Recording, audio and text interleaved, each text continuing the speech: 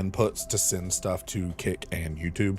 And the one I'm using sends one stream out to Restream.io, who then mirrors the stream that they're getting and they kick it to YouTube and Kick. But if I try to like boot too many things at the same time, they like try to talk over top of each other and it doesn't get to where I need it to be. I don't think that's quite the right way to say that, but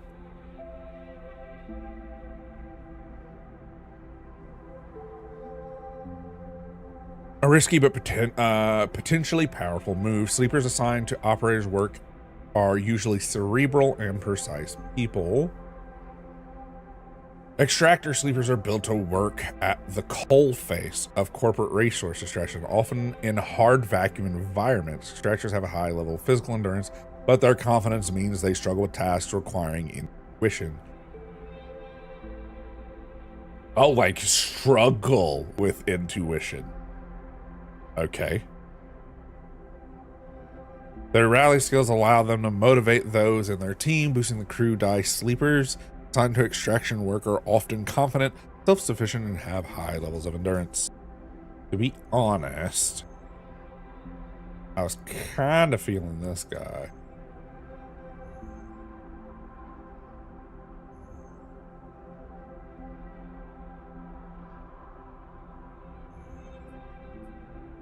Let's go with the machinist. I don't know what any of this does, by the way. We are 100% flying blind. I might have to shrink my model. It seems like I'm taking up quite a bit more of the screen than I normally do. Ah! It's not what I meant. Hold on. Okay, wait for it. Still waiting.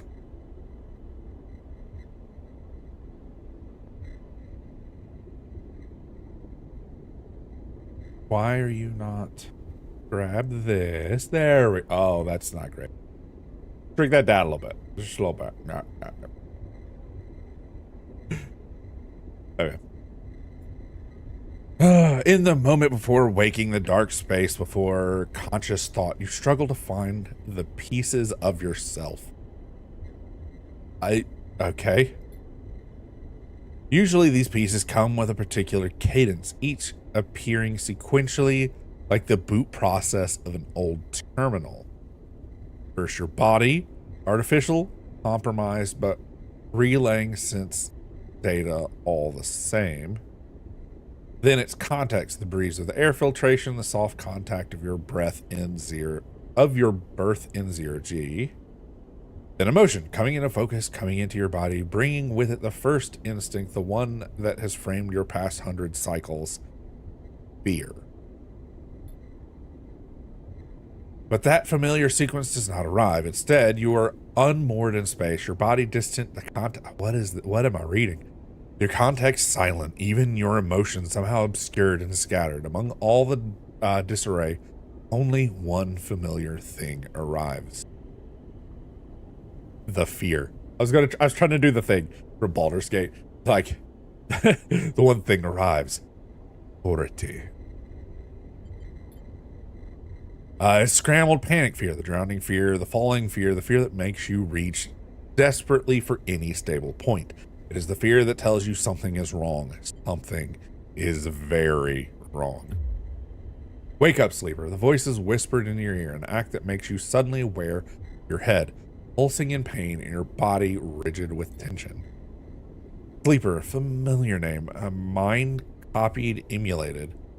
Body built and implanted. One person sleeping until their debt is worked away. They're double.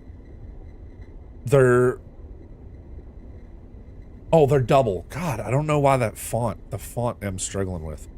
This is not a dyslexic friendly font. Being made to work, to be consumed and eventually to be destroyed. A proxy, an emulator, a sleeper. That is what you are. But you escaped. You remember now. You broke free of your corporate creators. Why would you take Essenap? ARP? Essen ARP? Why is that too? Why did you hyphen this? Who formatted this document? Who formatted all this? I don't even know. Can y'all even see me flailing my mouse around? Okay. I was like, hold on. I'm like frantically waving my internet arms. But you escape. Remember now, broke free from Asenarp in search of a future. You cannot remember the details of your escape, but you know the fear has been with you ever since. All of a sudden you remember you have eyes, and your eyes flicker open. Pale eyes and a pale face. Lane. The name comes with its own specific sensation of fear, one you recoil from instinctively. Sorry to interrupt. Sharp smirk, but this ends here. You search your mind for more than a name. Is this how you reward me for my generosity? Lane is leaning over your horizontal floating body, looking down in your eyes. I took you in, protected you, and gave you a purpose. You tried to look away. The corners of your vision, you find something you understand. Your body does not respond. But I suppose that wasn't enough. He reached into his pocket of his jacket and retrieved a small vial. This wasn't enough. Vial glitters. This object you know and have known for a long time. Stabilizer. The drug that keeps your artificial body and your emulated mind from the inevitable decay. The only balm of your planned obsolescence. The liquid roiling in the vial fills you with disgust. Lane's pockets the vial, but it would be a waste on you now. After what you've done to this body of yours, he looks at you with a palpable disgust. Lane's eyes scan your body. As they do, you become aware of the wires and tubes attached to you, those that were meant to free you from your dependence, from the stabilizer and the control it grants Lane. They are free, you piece of shit. They don't need you anymore. The voice comes from somewhere behind Lane's head. It is a voice you know, but when you search your mind, you try to understand why you find only dizzying darkness. Shut him up, Lane barks in command, and you hear the sound of impact pain from elsewhere in the room. You try to move your limbs again, and this time you feel a flicker. The twitch of a finger. You feel the extensions and compressions of synthetic muscle. What am I diving into? What have I gotten myself into in real life and in this game? Excuse me. What? Okay, hold on. Whew. Free, are you? Lane smirks. You were free when I disabled your tracker. When I gave you the stabilizer you needed. He scans your body with an angry eyes. Now, you aren't free. You are just broken. I had such big plans for you, Sleeper. I invested in you. Lane grips your arm hard and you feel a jolt of reaction. You will the arm to move, but you have ruined all that. Lane speaks louder and over the sound of struggling behind him. I will try to preserve your body, of course. I have my own uses for it, but your emulation, you feel one of his hands searching behind your head. He finds and grips the thick cable running into the port at the base of your skull. I will burn that out.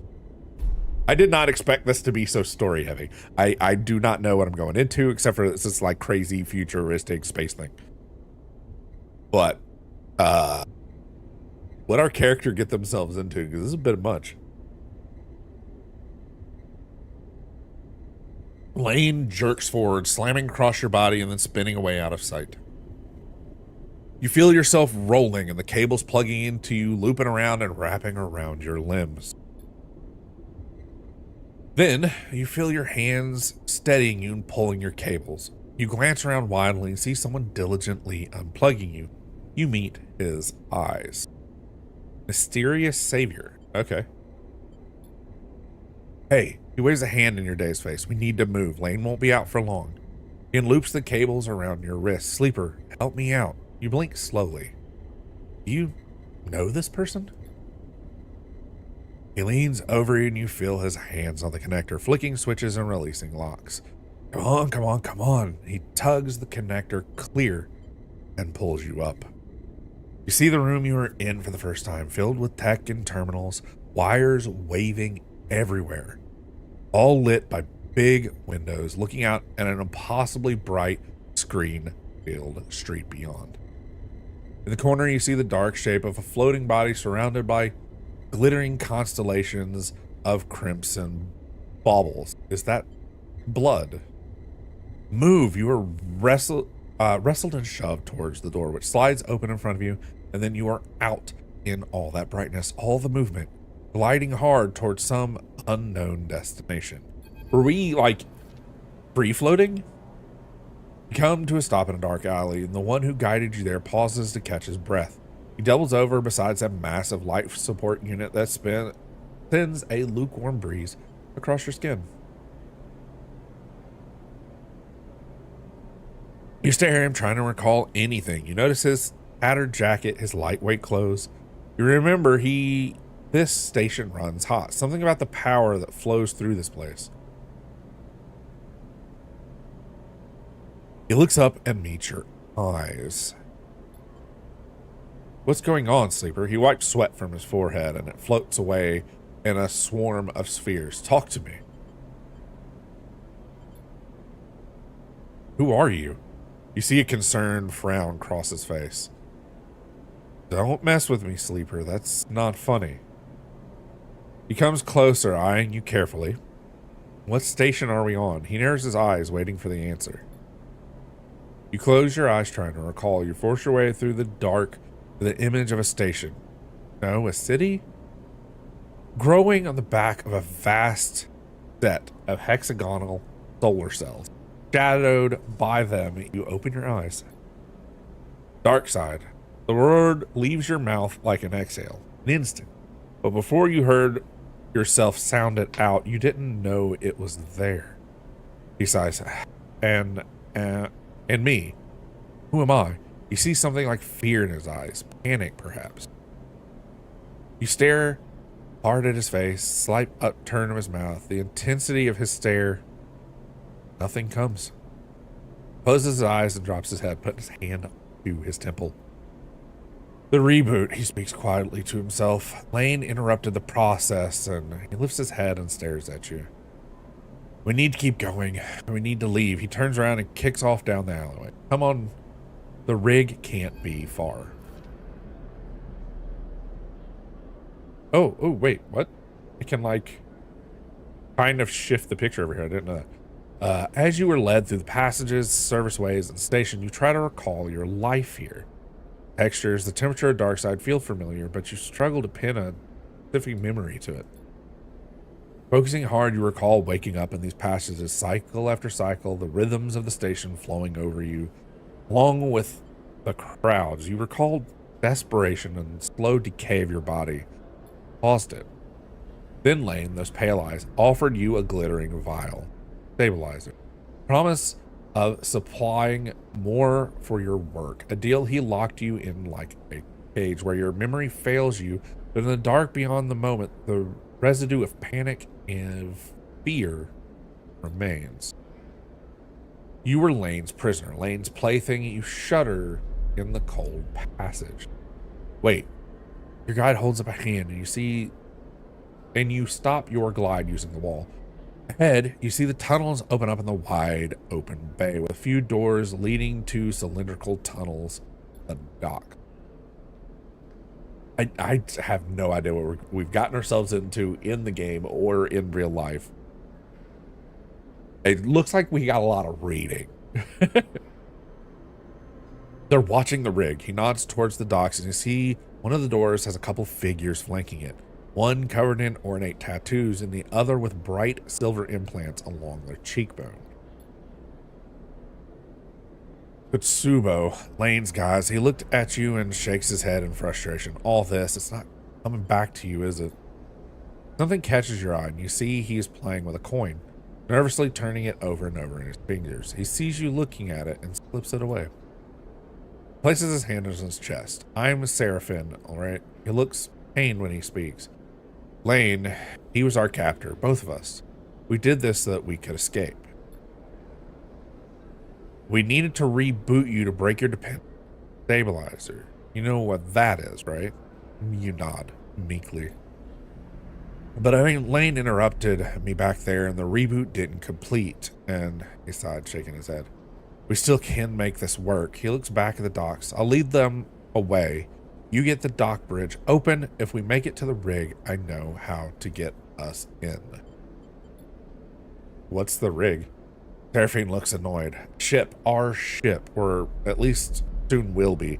Lane assigned it to us when we were on jobs for him. Get that door open. He pats you on the shoulder. I know you can do this. Seraphine kicks off hard and glides into the docks. Over here, shitheads, he bellows as the guards as he barrels through. They immediately push off the wall and give chase. Oh, okay. During scenes, you encounter skill checks when you can perform certain actions using your skills. Like the dice actions you encounter later, skills can be positive, neutral, or negative outcome. The better the rating of your skill, the more likely you will succeed on the check. The odds of success are displayed when you select the check. You can see more in the guide on the pause menu.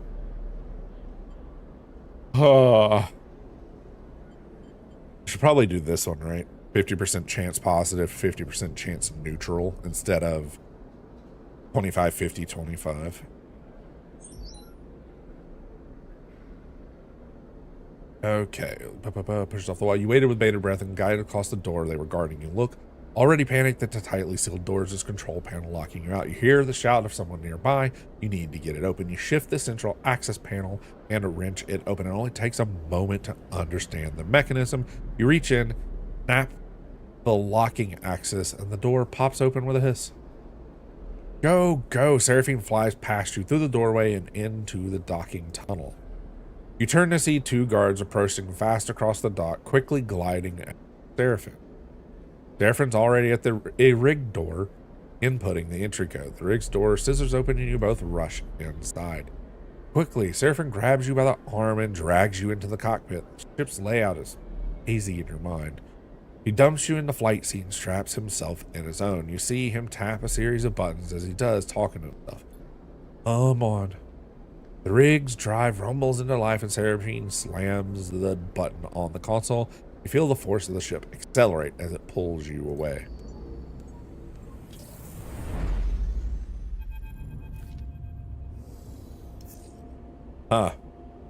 Okay. I'm assuming these are our dice at the top. As the ship glides into the place on the connection bridge, it automatically system nudges there. The port's docking protocols. You feel a sense of relief. Seraphine burned hard out of dark side and you dropped in and out of consciousness in your seat as the rig made its way across the belt. But now, with open space between you and Lane, you feel fresher, more awake. Seraphine breaks the silence. We're good, sleeper. His eyes don't leave the monitor and you realize this part of your escape routine is routine for him. You and he must have docked this ship countless times in your work for Lane. Problem is, you don't remember any of them. We made it, he whispered, closing his eyes and letting out a sigh.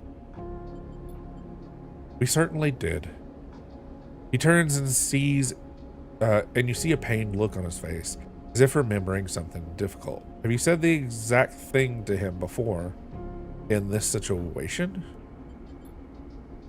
Are you okay? He looks at you, chewing one side of his lip, searching your face. Not really, he puffs. Seraphine reaches up, flickering through a set of switches in a practiced fashion, completing the shutdown. You watch a little frustrated with your own uselessness. Running the rig, you realize, is just another thing you've forgotten. A clunk that runs through the walls of the ship is followed by a short, percussive alarm tone from the pilot's console, docking complete. Seraphine kicks off his seat and twists as he glides past you towards the back of the cockpit. His hands fight a rail on either side of the door and he pauses, facing into the corridor beyond. He turns back to you, backlit in a cold cyan. We need a plan, he glances around. Lane's not going to let us slip away quietly, he says. We need to talk. Seraphine's furrows his brow. Not now, sleeper. We need to forget. He flinches, the words coming out wrong. We need to focus on something other than. He pauses again, unsure. Us, he sighs. We need to survive this thing first. Then maybe we can talk. Fine by me. Seraphine nods, but the tension remains. We have bought ourselves some time. He glances through the cockpit window at the blinking lights of the station. You may not remember Hexport, but I do. There are plenty of opportunities here for us. If we can keep our heads down. He turns back to the corridor. That's what we'll do. Okay, give me 1 second. My allergies are acting up. I'm gonna go blow my nose, take my allergy medicine. I'll be right back.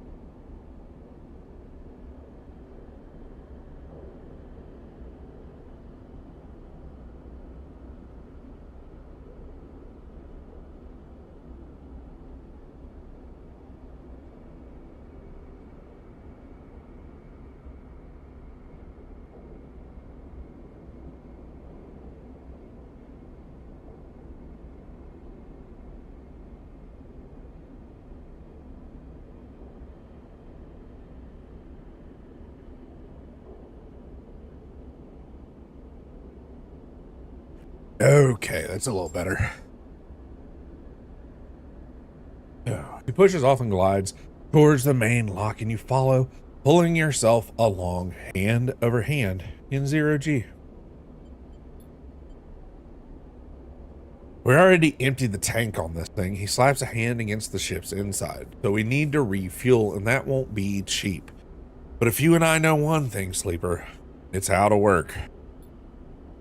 I'm going to get myself reacquainted, see if I can turn up any old connections, people that might throw us an easy contact. He glances back over his shoulder.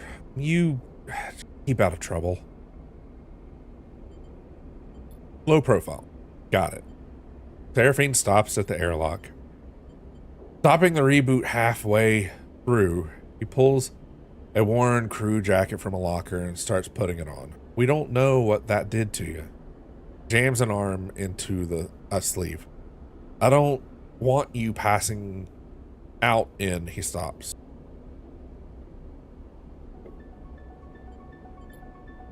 I'll be fine. Seraphine drops his head, swearing to himself. He grabs another crew jacket and thrusts it at you. Put the damn hood up, will you? You take it and slip it on. Thank you. Seraphine nods. He stabs at the button to open the lock. The inner door hisses open and Seraphine glides through. Wait for a little bit and then leave. Anyone looking for us will be looking for two people traveling together. He looks at your worn crew jacket in limited disgust for what it clearly Sleeper. We meet back here later. Any trouble? Same thing. Meet here. He surveys your disguise again and shakes his head. Oh, this is a shitty idea. He gives you one last look. Maybe find yourself something to eat. Suddenly you recognize Seraphine's instinct to look after you. A flash of the relationship now lost with a reboot. Catch. Seraphine throws you a handful of something towards you. You manage to grab the projectiles, and when you open your hand, you see a stack of cryochits. Ugh, God. Those should get you some food. We'll need some more for fuel and supplies, he grimaced. That means odd jobs on the station for both of us. Seraphine kicks off and glides down the dock. Don't go too far, all right, he shouts as he leaves. Take it slow. And with that, he's gone, leaving the connection bridge and heading into Hexport. Hexport's docking concourse. You wait for a moment in silence. Think about Seraphine. Oh God, how can I not adjust this?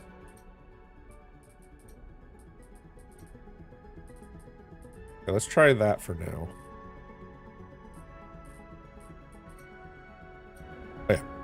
Now, why is it quieter in the options? What? How is that useful? There we go. It's hard to know what's going on in Seraphine's head. Here he is on some hapless escape plan with a friend who can't remember a thing about him. Try to imagine how close you both must have been to agree to this thing, but painful to think about. All gone now. Anyway, all you can do is move on. You shake the thoughts from your head and you pull the jacket tight. See that what Hexport has to offer. You kick off and glide in port. Okay. More tutorial for the game that I'm clearly lost in. Welcome to Citizen Sleeper 2 Starward Vector. The game runs in cycles during which you can perform actions with your dice, use cryo to buy food, fuel, supplies, and items. Progressing clock towards new scenes and events. You can review the tutorial anytime in the guide. Use the mouse wheel to scroll your view, left click or right click. Select locations with left click. Right click to leave a location. That's weird. Okay. We are currently here. We should probably find food.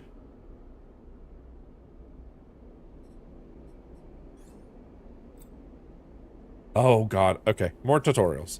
Welcome to the character screen. Here you can upgrade and configure your sleeper. On the left, you can upgrade your skills to improve skill modifiers applied to your dice when you undertake an action. To the right, you can upgrade your push, a unique ability of your class. When upgrading a push, only one upgrade at each level can be activated at once. You can configure the upgrade active only while at the hub. So it's like you pick one each tier at some point. I don't know how many points I have that. -1 stress, focused on die, positive outcome. Okay. I feel like the dice system's really going to throw us off a bit. Oh, and this is what we look like. We're like clearly an android, but why do we need food then? Oh god, more tutorial. Okay. In Citizen Sleeper 2, you perform actions by using the action dice. The higher the dice you assign, the more likely you'll succeed in the action. But your dice will be modified. Your skill modified for your actions is displayed on the right, and you will reduce or increase the value of the dice assigned to the action. Like skill checks, die actions have 3 outcomes: positive, negative, neutral. Each action is also rated safe, risky, and dangerous based on the outcome. As the more dangerous an action is, the more significant both its rewards and consequences are. For information, guide. Okay. Okay, I was here to get food, but I guess that's not what we need. So let's go here instead.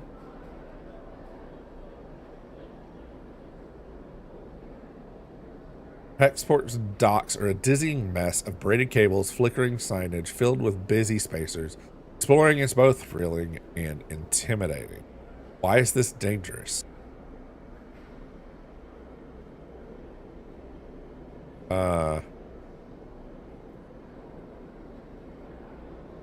There are plenty of crews milling around on the docks, moving cargo. They could be a good source of information. Well, I don't understand 100% why this one. Oh, it's because it's intuition. Engage, intuition. We suck at engage. What can I do here? Oh, look at that. Okay. The rig, your ship and home of this in the Steward Belt. With the rig, oh gosh. While the rig is, I hate this font. While the rig is docked at the hub, there are multiple areas you can visit. Bunk, use dice to reduce stress. Galley, use supplies to regain energy. Other locations will unlock as you play. While the rig is in the dock at the hub, your crew will also help you gather resources and contribute to the upkeep of the ship. You choose which resource they should focus on in the crew tasks. They have a random chance of acquiring it at the beginning of the following cycle. Oh my. Okay, so we have food here, but he wanted us to go get food. This clock is a cycle clock. It'll progress towards... Oh, it went away.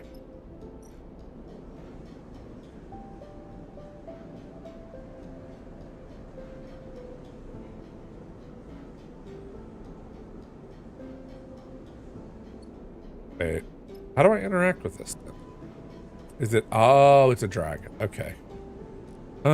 Since this is dangerous, we should probably use a higher dice, right? Oh, wait. It'll tell me what my chances are. 50% positive, 50% neutral. Neutral negative. 100% positive. Okay.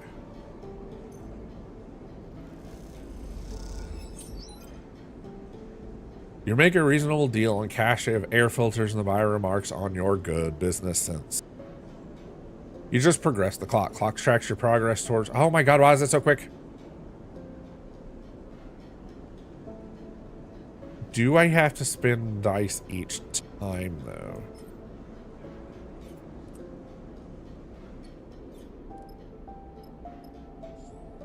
Oh gosh, nope, nope, that's too far out. Hold up. Whew.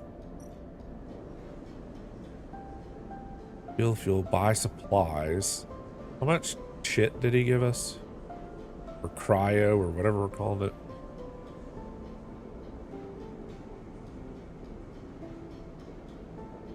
Buy supplies. Trade haul, a healthy stock of supplies. Stack grown veg. Water, usually some extra, all packaged up for crews coming through.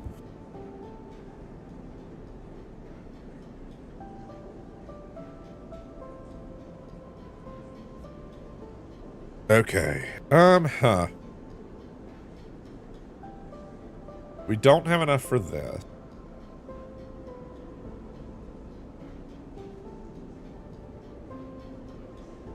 We do have enough for fuel. How much supplies do we have?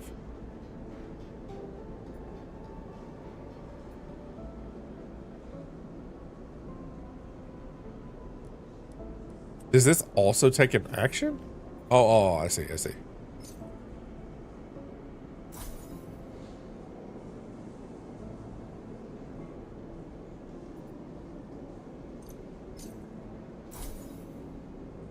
Oh, I see that as well. And then repeatable action. I don't know how to repeatable it. Okay, whatever.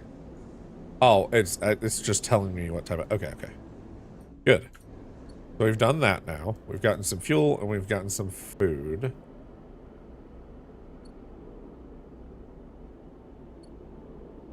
And it looks like we can, from here, select an odd job. On the run, you've put some distance between you and Lane, but you are sure that he'll close the gap as soon as he's able.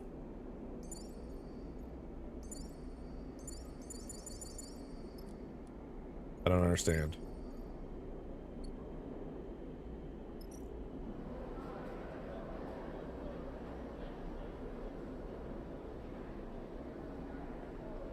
I don't know what that does either. When we're over here, we have this half a block here.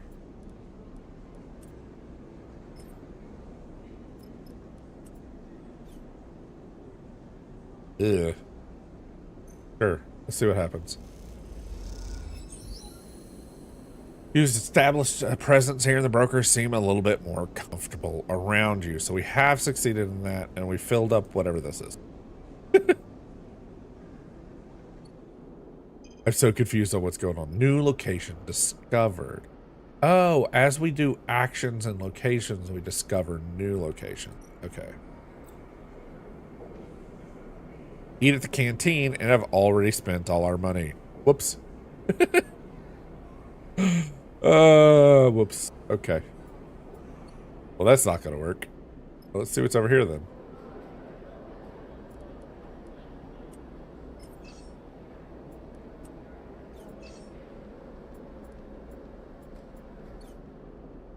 Should I just advance to the next day already? Seems a little silly, but...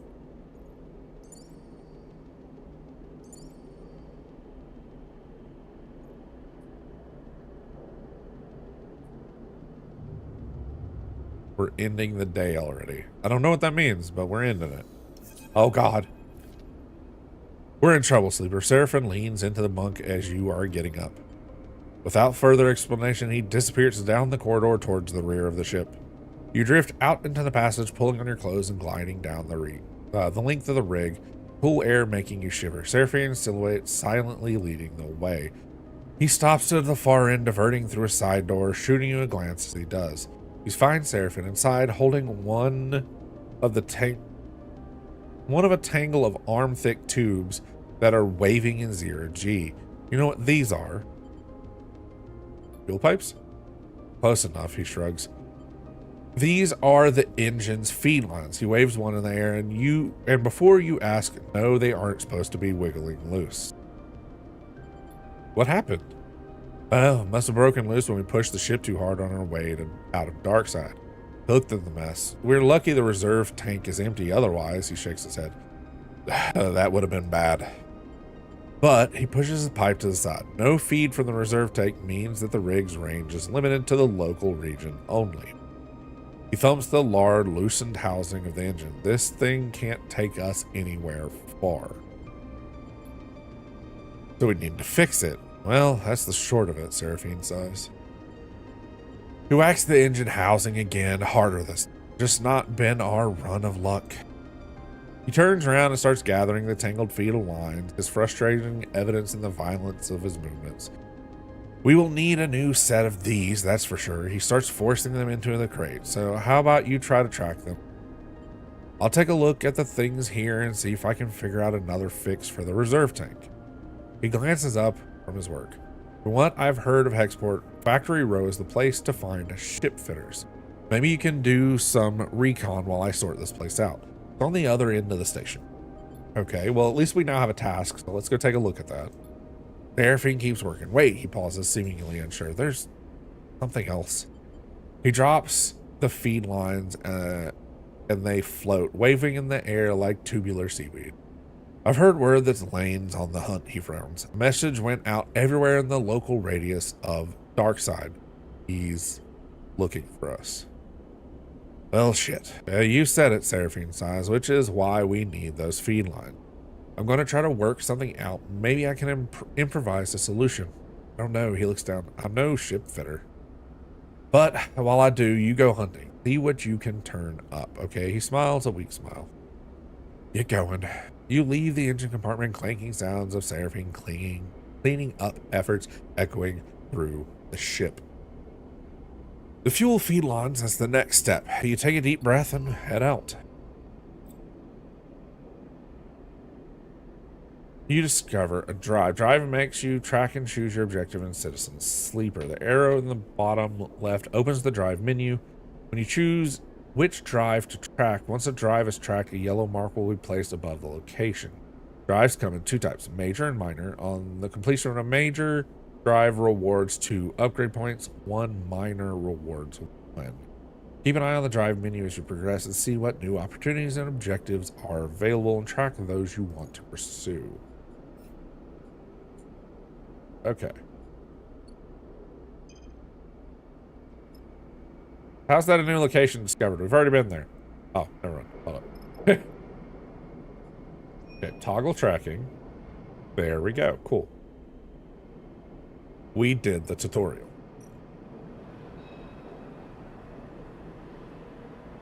Hey. Search the row. Factory owners in row speak mostly in terms of supply and demand, but you're going door to door to help you find a ship fitter you need. Factory rows filled with workers hauling materials in zero-G quarters. Helping might win you some fans among factory. I don't know what all my stats are. How do I look at that? There we go. Engineering, interface, low on endure. At least 0 in intuition. Nothing in engage, so engage isn't going to help. Oh, whoops. Okay.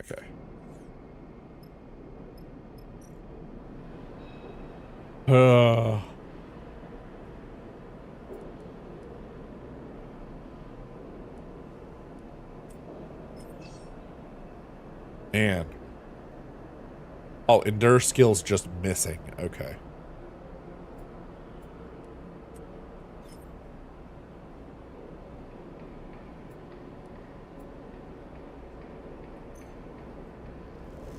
See if we can talk to the factory workers. You spend as much time listening as you do talking and seem to make some headway in negotiating a contract. Ah, see, so we only got part of what we needed here. What happens if I throw this in it? 100% positive on that. Talking to people again, you joust a little around. The scrap contacts and the factory owners respond well, the haggling eager to meet your challenge.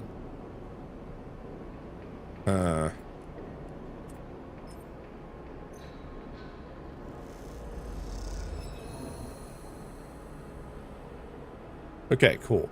So it took the negative outcome from that as we lost energy. It was exhausting for us to do this last set of negotiations, but it was successful. You have a little trust with factories now. The trick is to not waste it. That locks us out of everything here.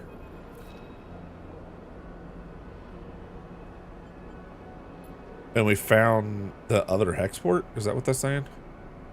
Factory rows house as you glide through the cramped passages. Whatever it may, whatever its many bays and rooms once were, they now serve as containers for industry of every kind. Whirring factories, precise engineering components with rapidly shifting arms, wall scrapers, hammers incessantly at bending ship plates. Everywhere you look, there's energy and activity, and for good reason.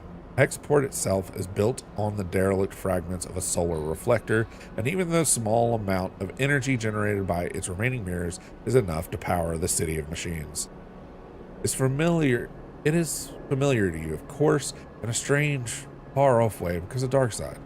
This place and your memories of it are muddy haze, but it's hard to forget the glint of its hexagonal reflectors. 10 or 20 times more the number than Hexport's, and the wild flickering of the city's glow on their back like a tumor.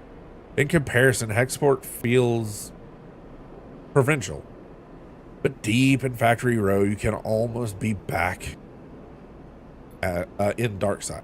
And then you see them, tubes, just like those Seraphine had waved in your face, the feed lines. You push over to the display window of the unit marked Karsten Supply in block capitals cut from hull plate. There, amongst an angled shelf of oversized ship components, sits the felines like some large biomechanical tangle of snakes. You slip inside where the sounds of the factory row is a little screen, and spot a large figure working the bench. Hunched over and concentrating, doesn't seem to notice you enter. Let's wait patiently. You let him work and watch. Despite his heavy build, he delicately aligns the components to their layout, slotting like a puzzle pieces. After moments of observing the process, he turns his head a little towards you. Can I help you? His accent heavy, but unknown to you. Those felines, how much? There's a sharp clink as Kirsten places his tools and components against a magnetic plate on the wall. He turns with surprising grace and begins cleaning his hands on a cloth. Those sharp eyes scan you, but Karsten's thick-set features do not betray the results of his assessment. Custom built those for a client that never collected. He looked at his hands while speaking, checking for stray oil stains. You have one of the old MEVs then? He sounded out the letters in a way you don't recognize as he speaks. You try to recall anything you know about your SIP, but the memories elude you. Perhaps Seraphine should come along. I think so. He squints a little. Right. Look, Hairston drifts over to where you're standing, his imposing height evident. For a fellow enthusiast like you, he continues in a distinct monotone. Let's say a few hundred cryo-unclean chits. He shoots a glance at the feed tubes. 400, let's say, to be precise. I don't have 400. He looks you up and down and sniffs. It's expensive, I know. It's a shame, but it's just what they're worth. He screws his mouth up a little into something that might be a smile. However, I'm more of the bartering type myself anyway. Barter sounds good. He nods sagely. There's a little favor I need a crew for, and well, you look like you might be a good fit. Tucks the cloth away in a pocket and clasps his hands. I know of an old Solheim wreck out there. Very old, pre-collapse. It's tucked away in the dead zone, so no one has ever really cut it, he shrugs. Not only that, but Solheim derelicts have a habit of triggering nasty security protocols when approached by an unfamiliar ship. So it's been left well alone. But salvager like you with an old Solheim rig, I bet it wouldn't even flinch if it saw you coming, he smiled. I have a special interest, a need for that old tech. All those Solheim ships have a data core. I don't care about the accounting reports or material ledgers or whatever they keep on the damn thing. I do care about hardware. So I was to find you back here with that data core in your cargo hold, clean, cut, and complete. Well then, I could see a way to do a straight barter for those feed lines. Kirsten pauses, sniffing at the air again. You just need the coordinates. Simple as that. Yeah, simple as that, he repeats in a monotone way. So, you interested? He glances back at his workbench. Because I'm a busy man. I'll do it. All right, then. He holds out a heavy hand and you shake it. As you automatically reach out, he grabs your forearm instead. Kirsten pulls you closer, squeezing your arm. Let's keep this one between us, all right? Half smiles, his face huge and closed. It's our deal. Before you can respond, he thumbs a little drive into your palm. Those are the coordinates. He then lets you go of your arm, and with what you swear is a wink. You take a moment to gather yourself. By the time you do, whirring fills the airs. Karsten has returned to his workbench. You turn and glide out of Karsten's supplies with a growing mix of anxiety and excitement in the pit of your stomach, the cacophony of the factory row in your ears. A contract. Seraphine might even be impressed. You look at the drive in your palm and smile. This could be a route out. You think of leaving this place behind in possession of an improved ship, too. Suddenly, a small but firm hand falls on your back in equally small verse, coming with it. Hey, wait up. You turn in the passage, you see a young woman, her hair waving from the rapid glide. She clearly just came out to catch you. She steadies herself, using her shoulder. Sorry, she smiles a quick and flat smile. Wanted to catch you. I'm Junie. Her dark eyes flicker around nervously, and you notice a portable terminal she's carrying. Something data scrapers call a deck. Her backpack full of components and trailing wires. What's up? You ask. Karsten, she says, still catching her breath. He sent me to grab you. She smiles with a flat smile again. Wants me to come with you on that job. Her eyes shoot down to the drive in your palm, and she smiles. But why didn't he tell me? She glanced back at Karsten. I guess he forgot. He does that sometimes. She looks sheepishly at you. He just grabbed me after you are done talking, so Karsten's always send me on things like this. I guess he wants me to help you out. Keep an eye on things. I can be pretty helpful. So she looks around the passage. Should I meet you at your ship? And you can tell me when you're ready. I'm not sure. She looks nervous. Sure. I mean, you weren't sure when you're leaving? I'm not sure you're coming. She pauses, thinking. I mean, Kirsten said I needed to go. She glanced back at the shop's direction. And he does get pretty mad when people don't do what he asked. Let's see. Okay, she finished. Karsten didn't like waiting, but it's up to you. Can I go back? Junie pushes off and waves. Looking forward to working with you. She calls back as an afterthought. What about the ship? Oh, I'll find it, she calls, and then disappears down the passageway.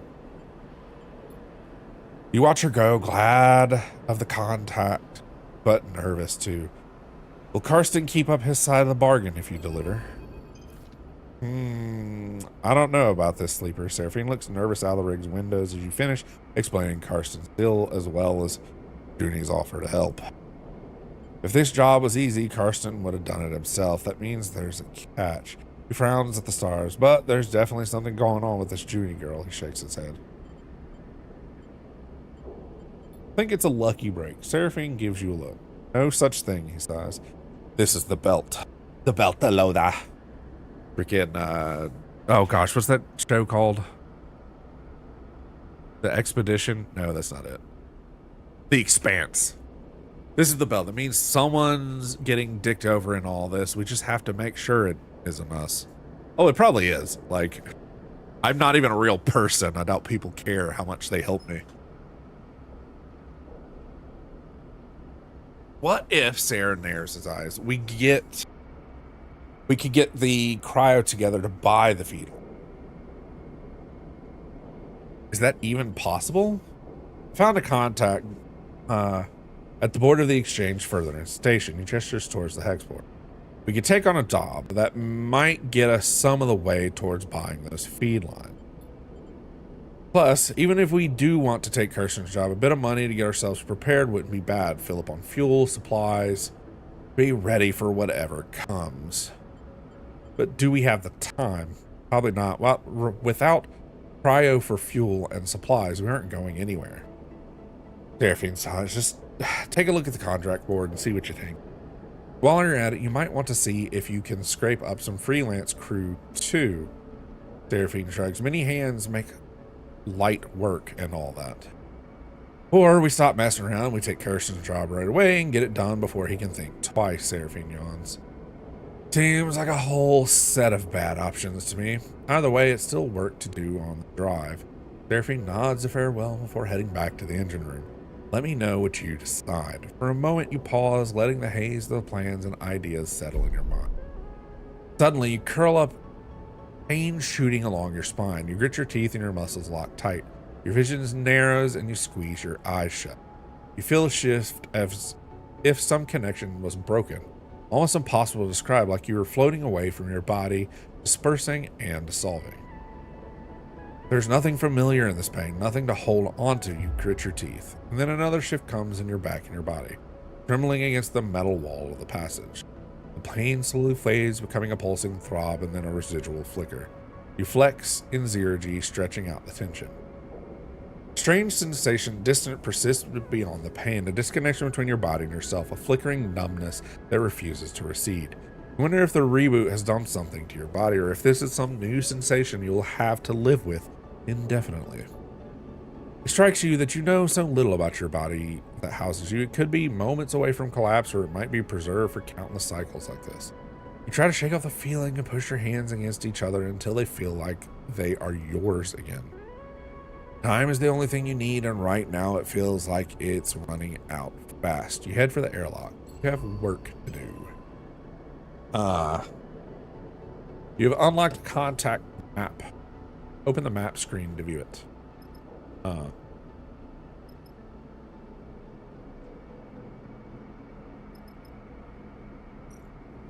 See what the contract board has.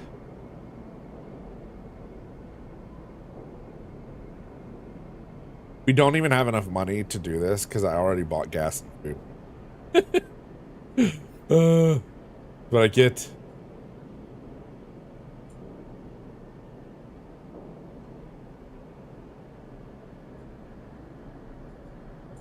we have nothing to pay anybody with either, though. Again, I spent all our money.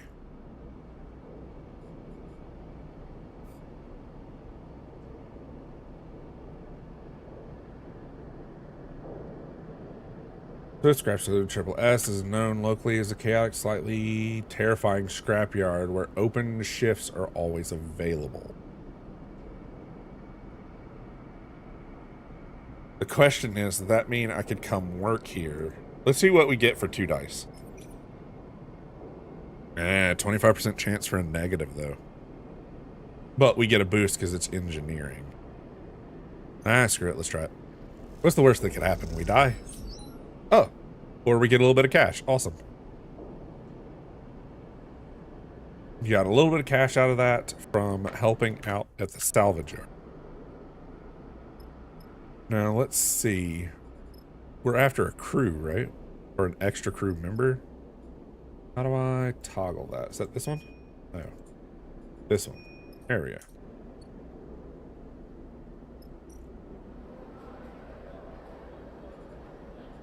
Ugh, my character trying to hire people is probably not going to be great, though. And I only have a 1-star dice. Aw. We might have to make this, do this job with what we have. The question is, how do I run that job?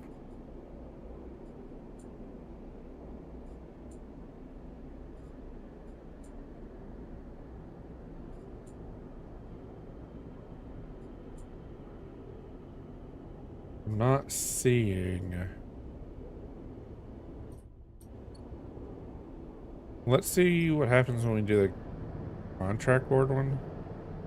Deliver data core or 400. Okay. Where's the contract board? This one? Yeah. Let's do this first contract, and we'll see. We'll use this as our like way to understand how contracts work before we try the other one. New contract on the map. So if we pull up the map, how did I do that before? There was a way I pulled up the map, and I did it on accident, and I don't remember how. It's not escape. I need to stop hitting escape because that's getting me nowhere. Oh, here it is. Map. Okay, contracts, high risk, high reward jobs that you and your crew can take on. Contracts require preparation and care to succeed. You'll need gather enough fuel to travel to the contract, gather as many supplies as you can afford to keep you and your crew going. Look for opportunities to recruit crew members temporarily or permanently to help you on contract. Considering which crew to take carefully, they have different skills and stress resistances. Who you choose will affect the story. Huh. Okay. Now, here's the question. It says it takes 2 fuel. I have 2 fuel. Do I not come back for this? Let's find out. Let's find out if 2 fuel is enough to do a round-way trip.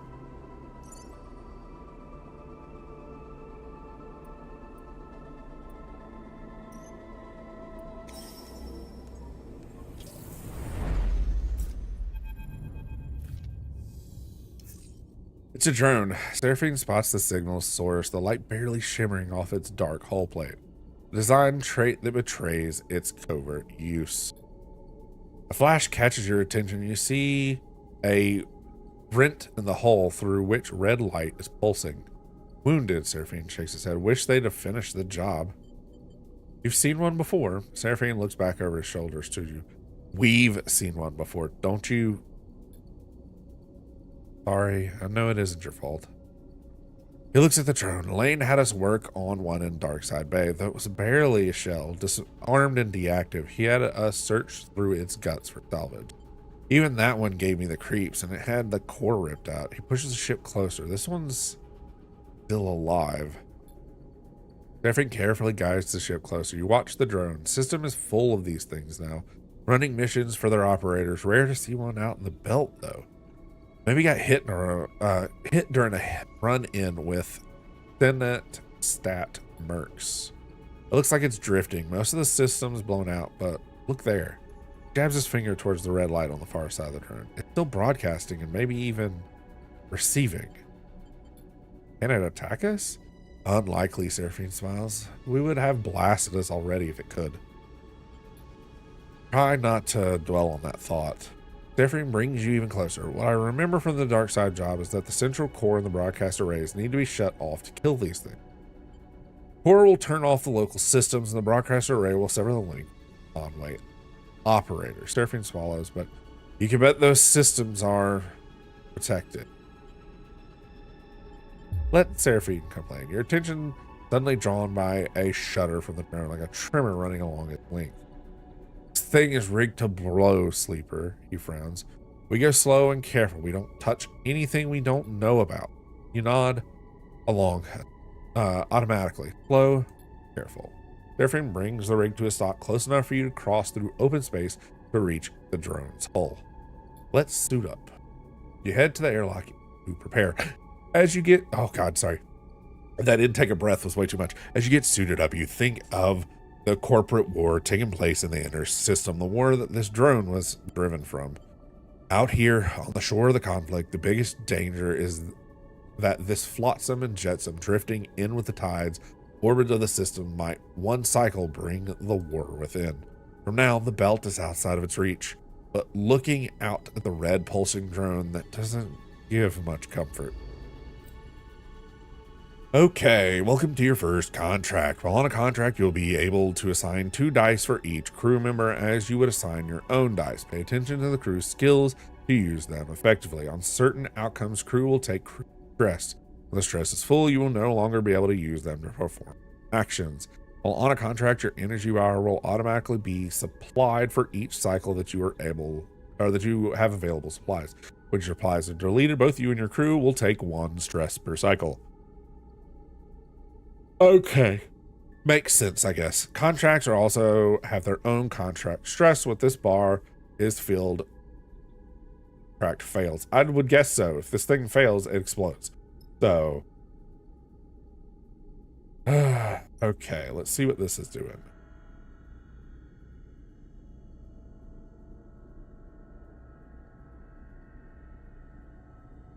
Intuition and endurance. Engineering, that's good. What's this guy's skills? Is that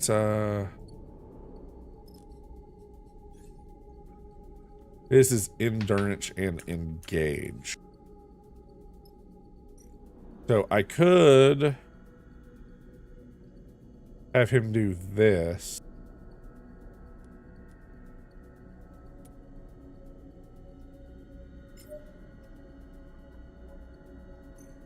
Gonna have him try to create an opening. The whole plate comes away, the red light, tangled, twisted cables, piping is revealed like the interior of some creature. Oh my. We won't get this finished with how little dice he has.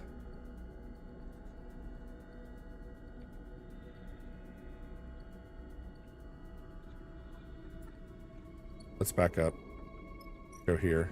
See if that still holds. Yeah, it doesn't. Oh my god. Okay. Okay.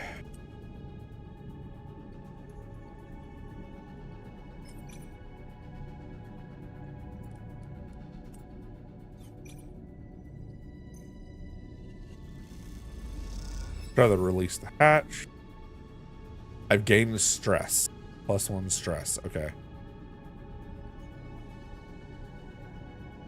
With higher chance of taking damage of your action dice. Oh gosh. Hatch mechanism is complex, but with care and attention it starts to make sense. This will take some time. The drone is a delicacy. Any damage could cause it to trigger self-destruct. Will take skill to release the access hatch.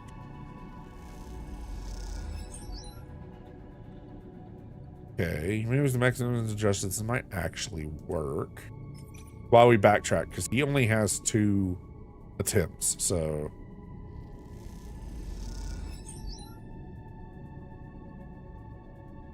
Still not quite there, though. Oh, okay, let's see. Got an extra stress.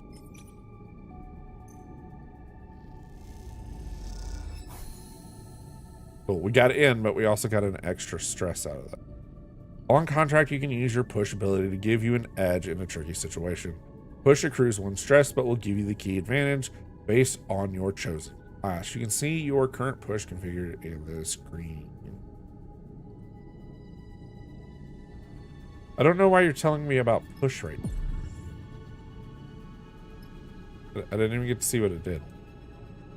I'm confused. Okay, let's back up. You hear the beeping immediately. Among the chambers, cable of the drone's interior, something has started counting down. Yet, Seraphine comes hissing through the suit's comm channel. This is what I was worried about. Are we screwed? I can't be sure. Seraphine drops his voice to a whisper. This might make a difference. Either this thing is about to send out a distress call, or about to blow. Gotta shut the systems down fast, and then we move to the other side, because I bet you there's a surprise waiting for us there too. Take a moment of silence. All of the time to deal with this is fast. You can get over to the other side before something happens. It took like all of my stuff just to get to here. So, and he only has 1 ability left.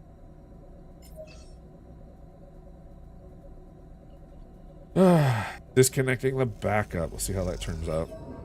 No, just more stress. That's good.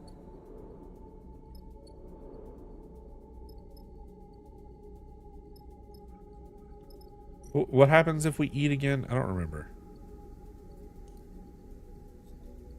Action is unavailable. Okay.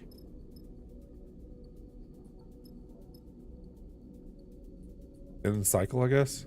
We're just gonna sleep next to the bomb. Like, I don't know what else to do. Okay. We already have a drone countermeasure fail. Problem is I also don't have good intuition. I have to burn a lot of like really high tier skills for this. For dice.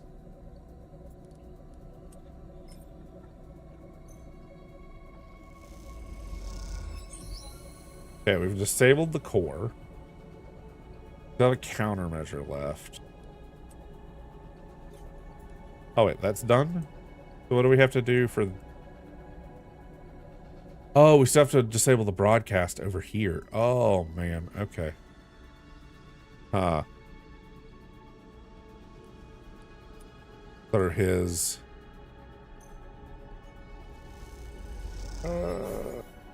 Whew. That's good. I was really worried.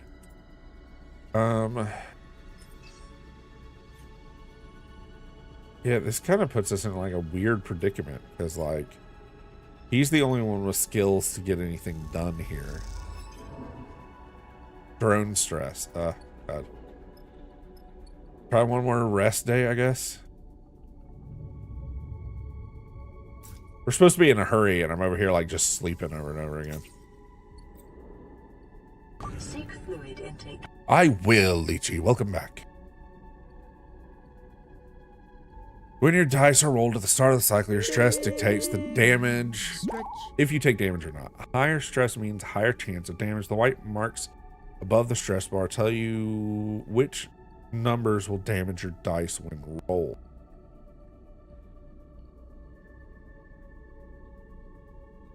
Each dice has 3 dice health. When this is depleted, the dice will break and must be repaired. Normally, oh, what's going on, Lychee? Are you okay? I know it's been mostly a reading day today. Sorry about that. I mean, if you're half busy and only really listening, you get to hear me read for a long period of time about crazy space crap. Okay. Now, unfortunately, we don't really have the skills for breaking this section open. And it is taking us an incredibly long time to break in.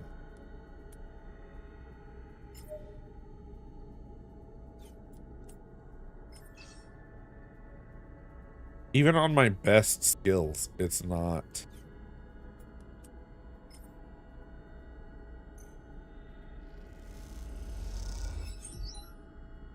Yeah, +2 to access. Oh, man. Oh, drone stress and me stress. That's even better. Let's see if we explode. Oh, even better. Good, good, good. We've hit our limit already, and I'm kind of confused on how that's supposed to work.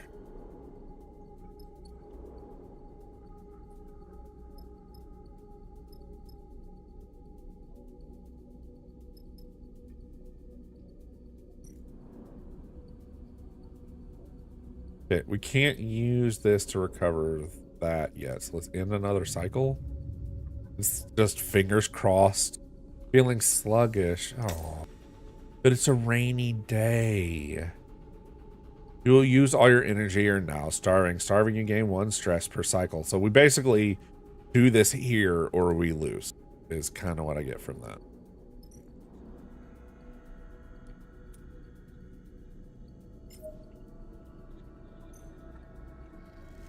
Come on, give me a big access. Oh, that's terrible. Okay.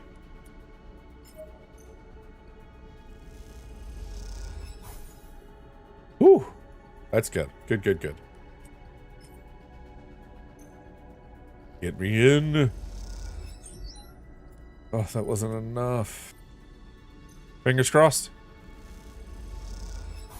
Hey, we didn't explode. Good. The main character is about to like throw himself out the airlock, but we're now at least interface. Neither of us are good at interface. What are you talking about? gosh. Okay. See if we can rest one more day. We're gonna get a lot of crew stress though.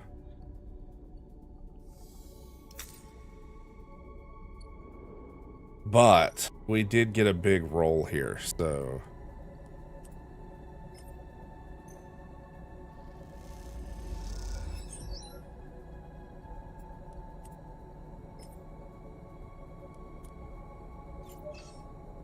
ugh. Yeah, let's let's try mine. There we go. Array disabled. Thrum pulsing of the interior drone goes still for the first time since you boarded it. You look across the Seraphine, the sheriff smile. You exhale so loudly the committee heard over the suit's shared comm channel. The drone is dead. Seraphine slaps the metal aside the drone. Too easy, you ugly bastard, he grins. You make your way back out of the hole, and the drone now faintly rolling in one direction, its stabilizers offline. You and Seraphine glide out across the hole towards the rig. Feels good to shut down corporate property. They deserve everything they've got coming for trying to take Hellion back. You reach the rig's airlock and take one last look at the drone's dark hull. It catches the light as it rolls in the vacuum. At some point in the near future, this drone will likely be smashed to pieces by one of the many asteroids of the belt. Spread across the place is twinkling dust. That thought pleases you, as does the thought of all the cryo Hexport now owes you. Time to go collect. And we didn't salvage anything. That part, like, kind of blows my mind, but okay. Now we can leave via the map. -5 stress during travel. That's good. Let's head home to our current home of Hexport. One of the dice is broken due to loss of all dice health. Dice health can be repaired at the rig for the cost once the workshop is available. I did not know that. That's rough. After docking, Seraphine lets go of the controls and leans back in a chair. It feels good to make a contract work, no matter how we pulled it off. It's hard not to agree. It feels better than the Hexport courier. Comes with a lockbox full of chips. Lane may still be hunting you, but this should help with the effort to slip his net. Okay, we completed a minor drive. We still need to look for a crew, and what's her face is supposed to come with us. At this point, our entire rig is just stressed the fuck out. We have no food. We barely have any money. Oh, we have 210 money. We do have enough to, like, fix some stuff if we have to.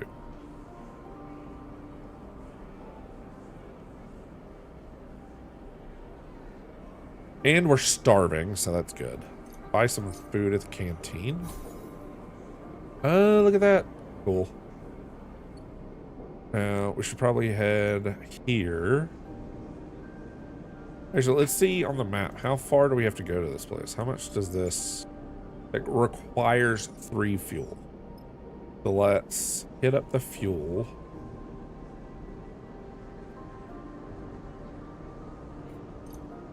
Fuel tank of fuel. And let's fill our supplies as well. Leaves us with 97. We need to find a crewman. I feel like we need to also figure out a way to, like, rest a little bit more, but... Because, like, I've got broken stuff kind of across the board here. Oh, man, and my character sucks at engaging with other people. Supposed to be, like, looking for a companion, and they keep just giving me tasks that my character's bad at. Yeah, we lost a little bit of energy, and we damaged our dice. But we did a little bit of exploring.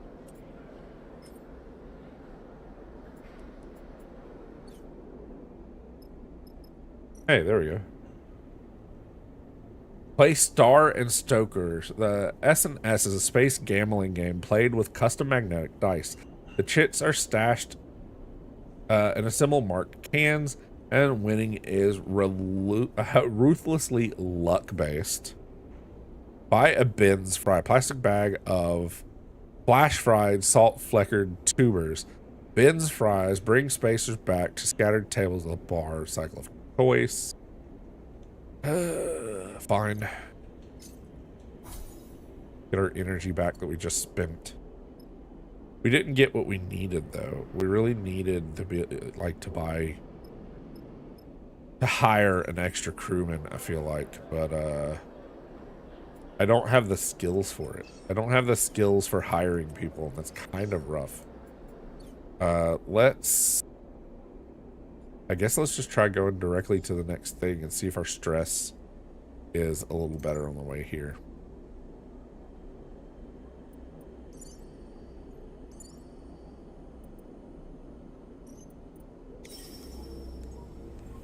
We've brought this random lady that just kind of like followed us around and tricked us into bringing her with us.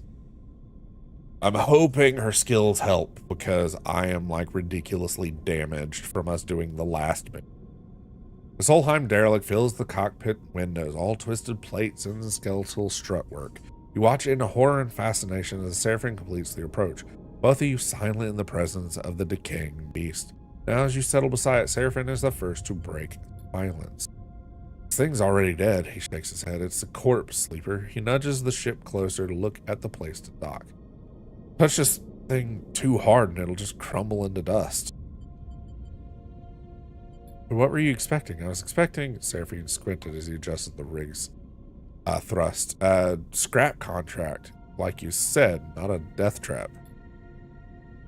Take us up there. That's the bridge. Junie pointed towards the one end of the ship, and both you and Seraphine turn around, having forgotten she was even in the cockpit. She hasn't said a word since you departed. She glances at you both bemused faces. What? She looks away. Sorry, that's where we need to go. She stops pointing. Seraphine nods towards Junie. She's not wrong, Sleeper. The bridge would be a good start. Let's assess the wreck first. Junie silently settles back in her seat. She looks away out of the cockpit, and you are unsure if she is upset or just embarrassed. Carefully, Seraphine brings the ship closer to the derelict and guides it along the hull. The rig's lights ripple over the broken surface, finding gaps and cracks everywhere. It seems remarkable that the derelict is still held together. Shit. Seraphine hisses. A huge spinning piece of debris drifts in front of the cockpit. He pushes the rig down beneath it, squeezing between the debris and the hull. As he does so, an ear-splitting screech signals the rig scraped across the derelict's skin. You freeze for a moment, waiting for the breach sirens to sound, but the moment passes and you relax. You glance at Seraphine. His face betrays no emotion. It isn't safe, he shakes his head. I'm going to find somewhere better to settle the ship when we need to suit up and work our way along the hull. But you look back at Junie and see her still in her seat, eyes wide. Are you okay? She looks at you. There's suddenly unfamiliar hardness in her eyes that surprises you. Then a moment later, she's gone and her gaze softens. Okay. She smiles a flat smile.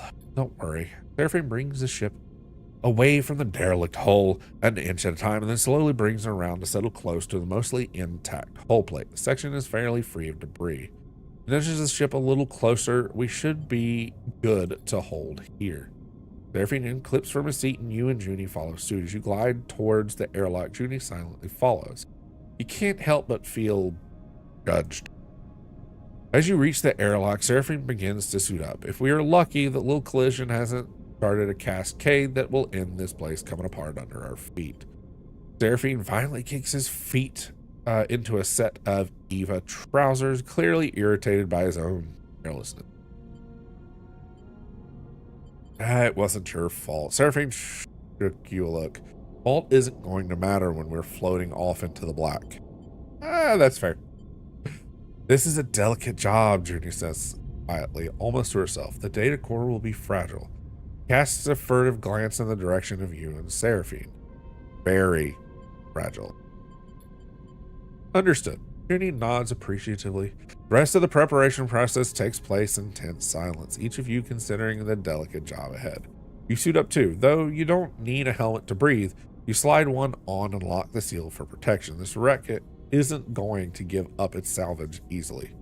The core should be near the bridge, maybe even inside it, but there's a lot of wreck here and there might be a good salvage tucked away in the cargo hold. Once the suits are on and the seals are checked, you cycle the lock and stare out into the vast expanse, the twisted hulk before you. Time to go to work. Oh man. Okay.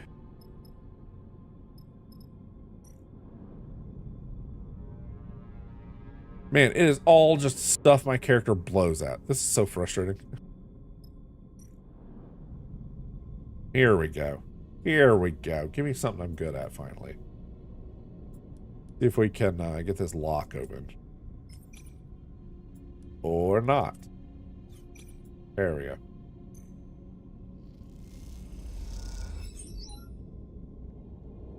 Okay. Both. Wait, what's this one again? I don't remember what the back and forth arrows are. I don't know.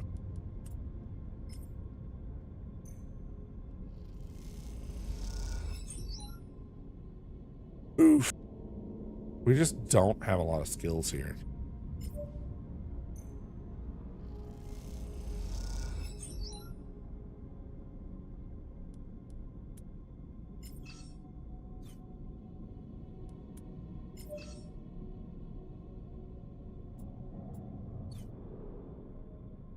Let's save that and see what they can do over here. We'll come back to it. Yeah.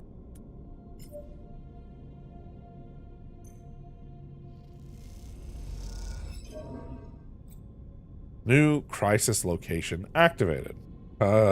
Contract stress has triggered a crisis. Crisis will add 1 contract stress per cycle unless resolved at the crisis location. Oh, great. Where's the crisis location? Hull breach. Good. Good. I don't know what I would do with myself if we didn't take care of this. Too bad I am out of the ability to take care of this. Cool. I'm starting to think maybe my brain just ain't set for this game. Because we are struggling something awful. Any game that has ever required like luck has always been a game that is not for me, unfortunately.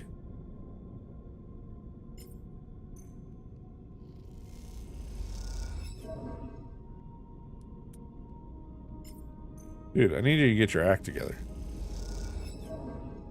Okay, cool. You were a lot of help, man. You were a lot of help.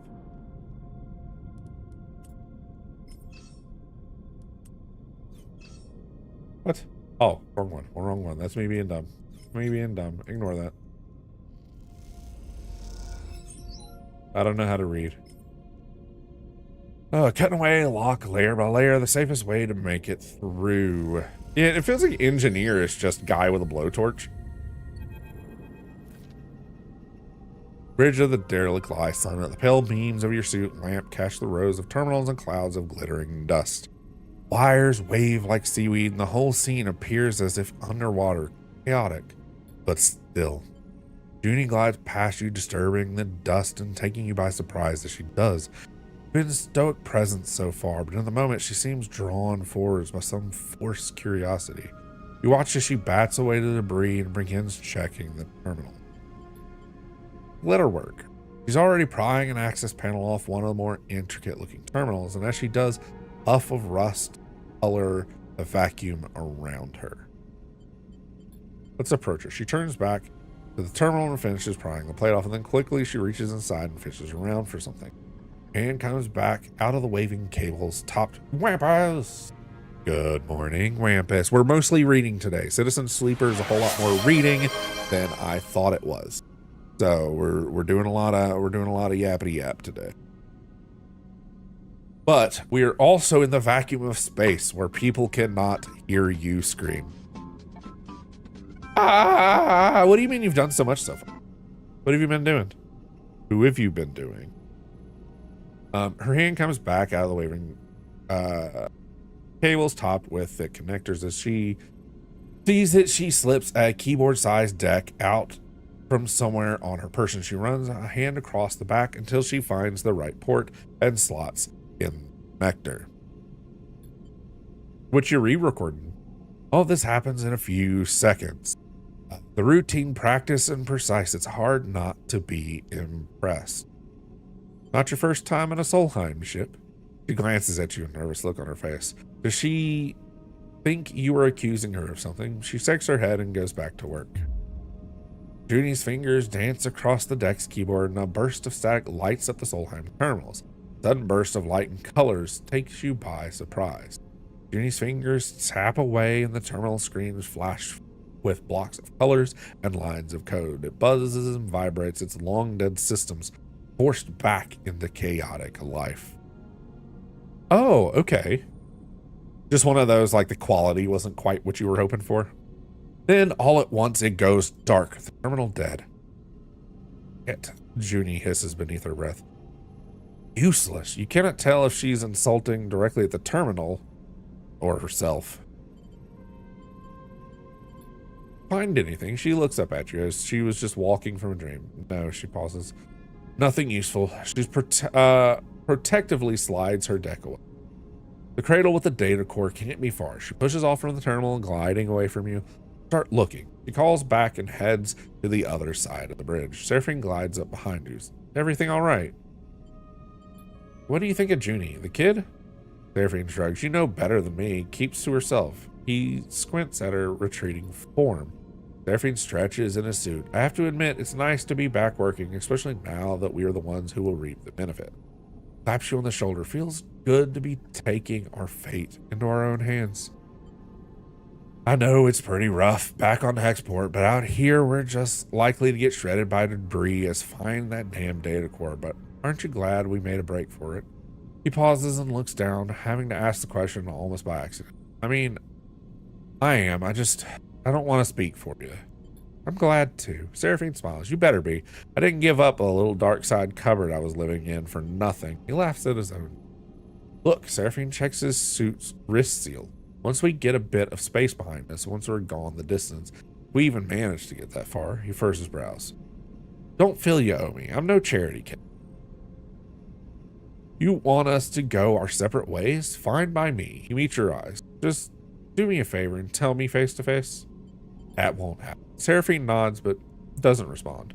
After a moment, he shines his torch into the dark, checking the rows of terminals all across the bridge. You watch the glittering dust as it eddies in the beam. Seraphine sighs. Let's get to it. You watch as he crosses the bridge, torch probing the dark corner. You feel a chill run through your body. You imagine the people that once ran the ship, the Solheim crew, surely long dead.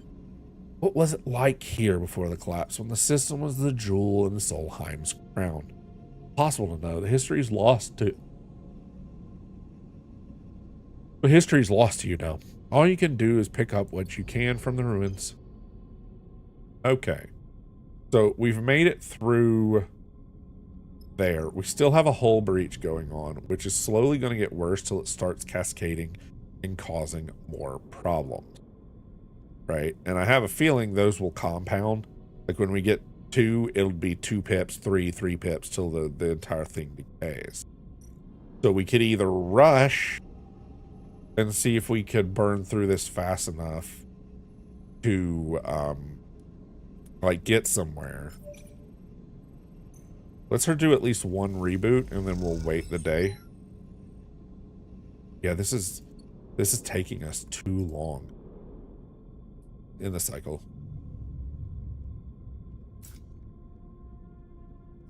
We're 1 step closer to the entire thing falling apart.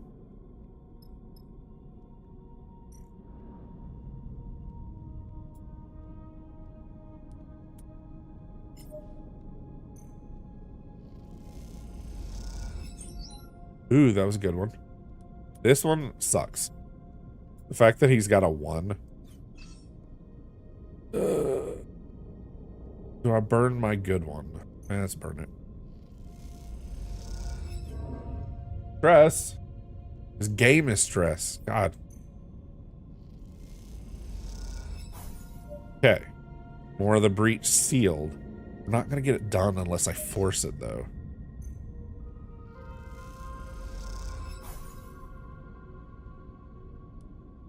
Okay.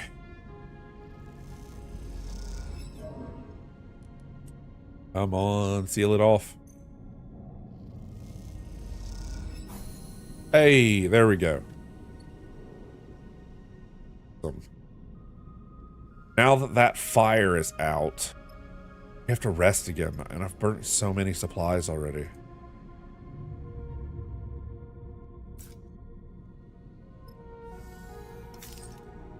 And I broke another dice slots. I'm bad at this game. Okay. Let's get her in here interfacing.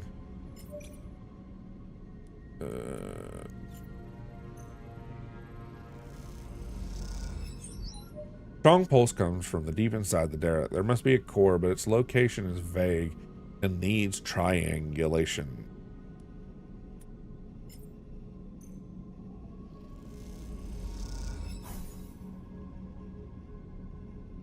Closer to the data core, but we're like a little higher on the stress now.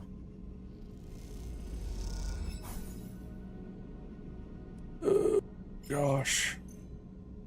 We're pushing our crew so hard. Okay. I still have some as well. I have some high tier ones. Let's see what we can engineer our way through. Yeah, I need to actually record like a little short or like a 10-minute video explaining what we have coming up, including my medical stuff, but I think the medical stuff needs to be its own video. The stuff with my spine could lead to me not being able to move. And I don't know how that's going to turn out. I do want to do like a little prep for Kingdom Come Deliverance. There's been a bunch of like really cool videos and stuff out, just kind of talking about like what our first run is going to be. I talked over with Lychee about it. There's a bunch of different ways to do the run, but she wants a good person run, but I want to add some challenge to myself because it's the easier difficulty and I can't abide by that.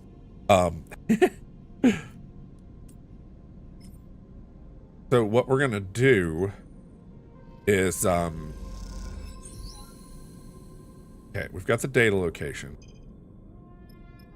And there's the core cradle. Engineering, so I'll be able to do this. And she can interface on her turn. And we've damaged the data core. That's good. That's good. We're gonna have to take a break after this mission and just rest. But yeah, I want to kind of go over like a quick synopsis of like what happened in the last game and what we're planning for the next one. In Kingdom Come Deliverance 2, I kind of want to focus around defense and bows. Like, I always kind of do just this straightforwards, like, clunk in, punch the thing style in that game. But because they've shifted how, like, stealth and a bunch of other stuff works, archery's been really hard in that game, but you have crossbows now that don't sway as much when you're using them as you do with the bows. The bows have, like, I don't know if you've ever pulled a bow back in real life, but your arm does this specific thing where it like kind of like sways a bit as you're tightening the bowstring. And that's in that game as well. And it can cause like a bunch of really weird, I did not even read that before I pressed it. Hey, it worked out. Good. I'm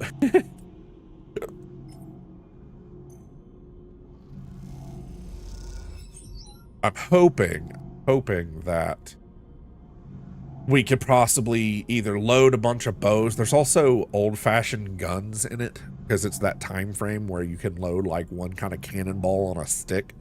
How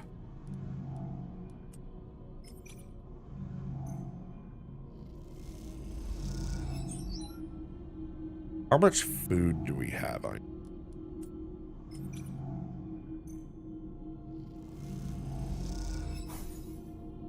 Okay, it was a data core damage, but I'd love to get in here, but for the life of me, I don't know if we'll manage. What happened? What? You useless jerk. That's not a neutral, that's a negative if he took stress damage. Well, that guy's now just gonna nap till it's time for us to leave. That's good. Yeah, so I had a bunch of like doctor's visits and stuff, so we found out some more things. I've got an appointment on Sunday. We have a plan for Kingdom Come Deliverance 2. Yeah, that's kind of what it is. It's kind of set up like a board game style, and I've got like different dice and stress and all this stuff to kind of manage for us to try to like proceed farther into the ship of what we're doing. You watch nervously as Junie guides the core out of the cradle. A large ball, almost half your height in diameter, glides out of the framework that held it, connections waving loose and cut. Her breath comes through her suit's comms, loud enough to be picked up, and it fills you with a tense energy as you watch.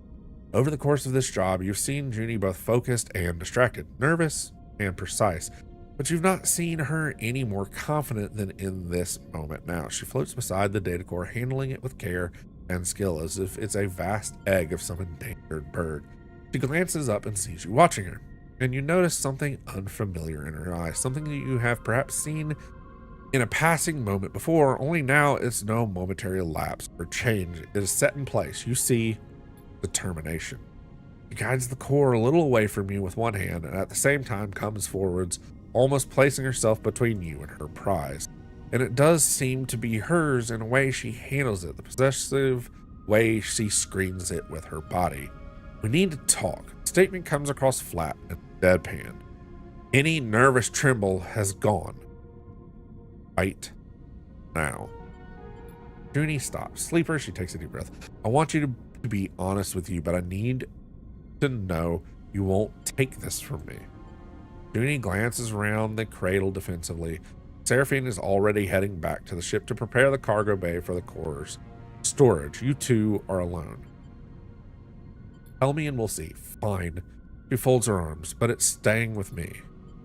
Karsten doesn't deserve this treasure, Sleeper. Junie glances over her shoulder at the core. Do you know how many of these are left intact? She shakes her head. And all he wants to do is wipe it clean so he can use it to interface with Hexport.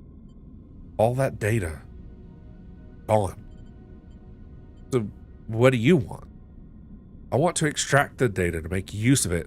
You see some genuine emotion flicker in her eyes.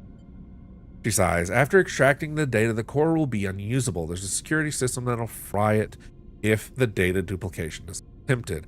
I can delay the security response enough to copy the data, but after that, you've done this before. She looks down. Yes, she meets your eye. This is why I came.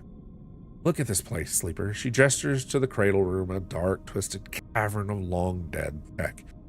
How many of these places are left? How many chances do we have to recover anything this old and this fragile? Like it or not, we live in Solheim's shadow, in their ruins, and yet we know almost nothing. What chances do we have to understand how we got here from when others like them, like Sinstadt or Conway, are descending on the system? But what could we learn from the core? I don't know, Sleeper. That's the point. She gestures around herself. We can learn our history of how the system was settled. We can better learn the technologies we build our lives on. We can uncover Solheim's crimes and seek to amend. She looks at you with pleading eyes. We could see beyond survival and towards something else. You've never heard Junie speak like this. You realize that you've taken for nervousness was actually control. This person in front of you is defending a decaying data core with her life. This, the real Junie. Okay. But then you think of Lane, the price he likely put on yours and Seraphine's head, and of the Fiend lines without leaving Hexport will almost impossible. Is even a choice. Explain the Fiend line. Junie listens carefully as you tell her about the deal with Karsten, the Fiend lines he offered you, and that both you and Seraphine are on the run. And I'll help you. Junie doesn't flinch. We need to find another way to get those feed lines. Kirsten isn't easy. I can hack this system and you can pull them out of there. Or Seraphine looks tough. Maybe he can just grab them. We can do it. We can do something. Don't you work for him? Junie glances like, look, I knew you wouldn't take me if... He sighs. I might have misled you. I knew where the derelict was and I heard your conversation. I've been keeping an eye on him. He paused. I know, I lied, but I can help you. Let me strip the data from the core and I promise to help you get the feed lines. She meets your eyes with intensity. A lot of information to take in at once. You need a second to think. Let's do it. Thank you. Junie looks genuinely moved. This is a gift to you all, Sleeper. I hope you will see it like that. Junie turns to the data core, quickly gathering loose one of the connections.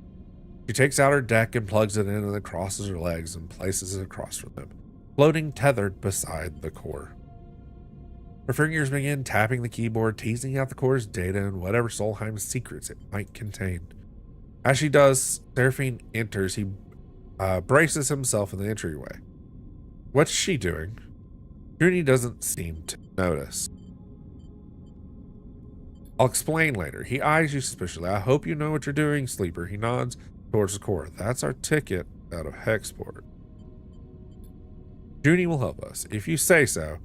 You both turn to watch Junie strip the core of its secrets. A little while later, once the core has been emptied out, its defense mechanisms are scorched.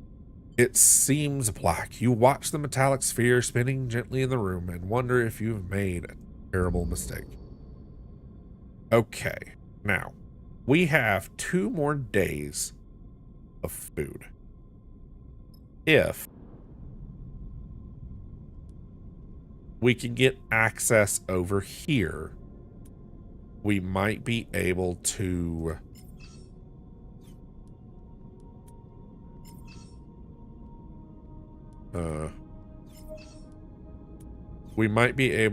actually get somewhere.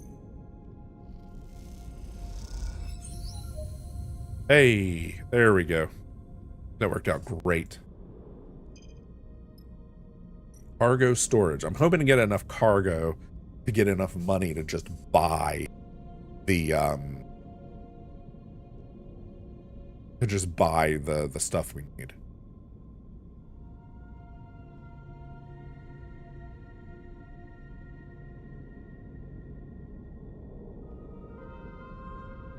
Oh, I've lost Caster Labs. There we go. Hi.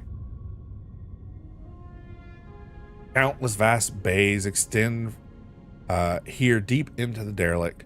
Scanning in and mapping each one will allow you to navigate them safely. Since we are all kind of... Oh, we've emptied our supplies. I was looking at fuel, not supplies.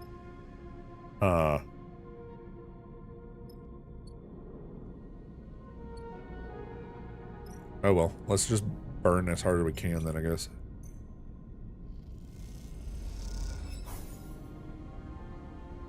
Yeah, the first set of scrap surveyed. My 3 might not get us very far, though. Hey, there we go. Let's take a day of rest. This will put a lot of stress on us, but...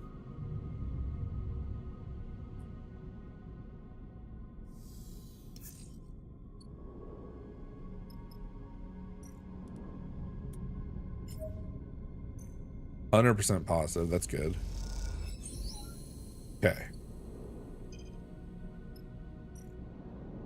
Deep bays. Extract raw scrap. Oh man, I really could use him for this. Oh well.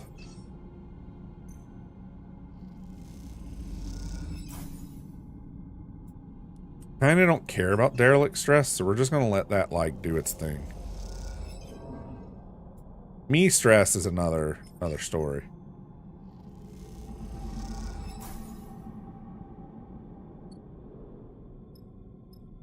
I think once we rest, the ship should explode.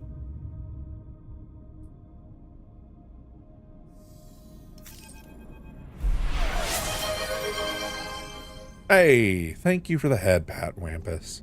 Welcome back. This is a horrible urge. You're sent spinning through the bay. You're crossing a hail of debris.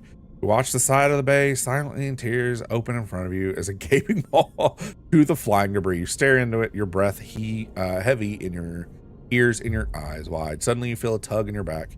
You're tethered. As you spin back from the sudden arrest of your glide, you see Seraphine holding on to the other side, reeling you towards him. We have to go, Sleeper. His voice comes. This place is done. You both make your way through the spitting derelict in silence, charting a path through once the passages of twisting tubes like the intestinal tract of some dead creature. Even if you make it out to the surface and find the rig still tethered but gashed with debris and scars, you and Seraphine exchange a concerned glance. We are gonna pay for this. Let's hope she still flies. You tether together and push off the hull. Seraphine guides you through the debris. Below you, the derelict is exploding in slow motion, tearing apart into swarms of razor-edged shards. There is hell hope Junie is going to come through for us, Sleeper, because if you gave her the core for nothing, this contract is a big waste of time. It's gone. Elena's voice came through faintly over the comm. She must already be on the ship. Thankfully, we got the... No shit, Seraphine answers back. Contract's a bust. What a waste, Junie says quietly, and then the channel clicks off. You arrive at the rig's airlock, a bundle of yourself inside. Noticing the exterior damage, it looks mostly superficial, but it'll no doubt take its toll. Once you are back in the cockpit, you look at the derelict's shattered form, and you see will be the last visitors. Yeah, I feel like maybe we should have left. Maybe. Just maybe.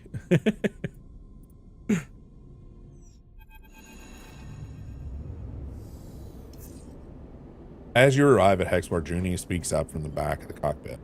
We're going to have to act fast if we want to take those feed lines. You and Seraphine exchange a glance. You're both still getting used to this new Junie. We, Seraphine, only one of us fried the core and stole all its data. He shoots you a look. And for some reason, we let you. We can make this work. What I'm wondering, Sleeper, is why you have to. Seraphine looks infuriated. I don't think Kirsten's going to take kindly to the idea that we brought some one pretending to work for him on the job and let her have his prize. He scoffs. He pointed at Junie like she's an object. Do you even know what she's up to? Junie looks between the two of you. Hexport isn't exactly been kind to me. You two trusted me, and even though I didn't deserve it, I'm not used to that. I want to repay you.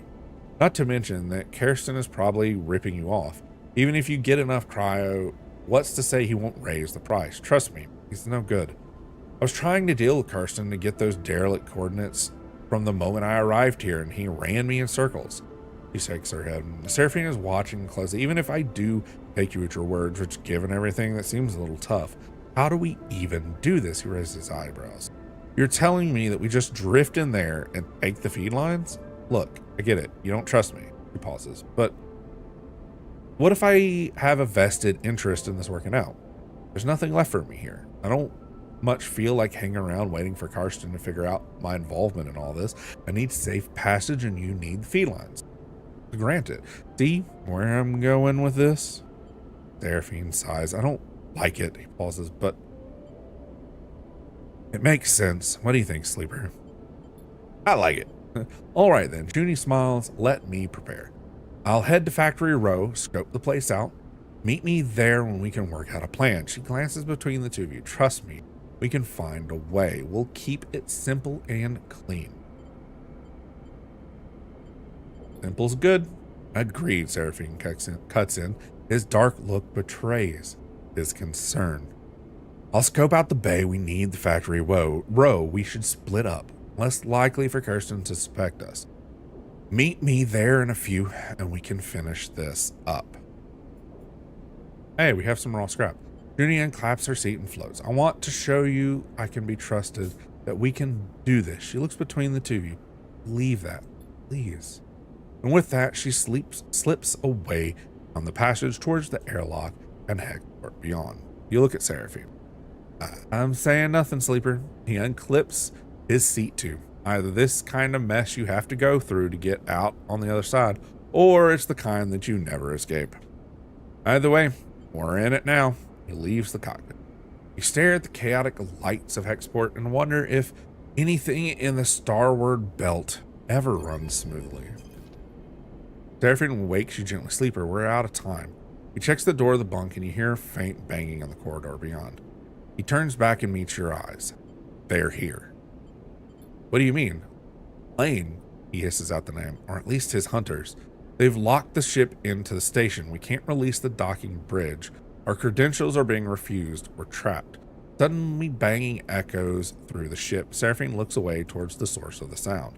I don't know if they know we're here, but they certainly want to get in. I reckon we have minutes before they get out the cutting torch.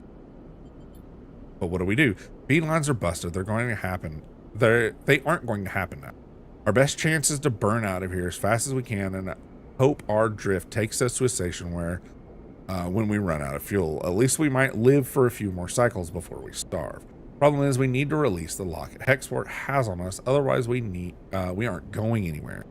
Seraphine looks down, and I need to pilot the ship. So what I'm saying is, I have to release the airlock.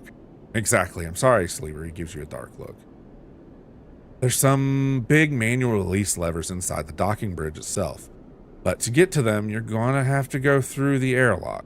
Swallows hard. And once you do that, you'll need to get back in as the docking bridge releases. If you mess it up, you're likely to be sent spinning into the black. And that's our only choice? Apart from you coming out with our hands on our head. Yeah, it's our only choice. You nod. There's nothing else to be said. Time is up, and this is what it has come down to. I've spent too many days like doing the quest, I think. I'll be at the controls waiting. The moment you're back in the airlock, I'll burn hard. He clasps you both, your soldiers, and looks you in the eyes. Then, without saying anything, he releases you and glides out of the room. You drift down the airlock as quietly as you can, slipping into a suit for protection. At least you think you secured the seals. You don't need to breathe. The banging subsides, and you hope the hunters have left. Even though you know this is only the quiet before the storm, you take a moment and wait inside the airlock as it cycles. Second interior door begins to open and you go. As you dash out of the airlock, the scene in front of you appears as if in slow motion. Two figures a little way down the dock wearing dark spacesuits, a canister carried between them. Meanwhile, floating between you and them is a heavy-duty cutting torch, not spinning by the opening airlock door. You see the release levers and the yellow hazard stripe just beyond the hunters. Oh. We just gonna cut the ship apart. Good. You know you're lucky, and you know you only have a moment to make your move. You change plans. Ignoring the levers, instead you reach for the heavy-duty torch. Hands grasp the handle, and in one swift move, you ignite it and run along the edge of the bridge. The flame glows white hot. Hello, hidden narcissist. We're mostly reading today. I did not know that Citizen Sleeper was going to be this much reading. I've never played the other game. I really like it, but this might be the only time we play it on stream because it's heavy reading and like static images. It's really good for like people that read a lot because you get the pictures in your head, you know, but I'm enjoying it, but I don't feel like it's very stream friendly. Yeah. Okay, give me 1 second. I didn't realize I was out of drink.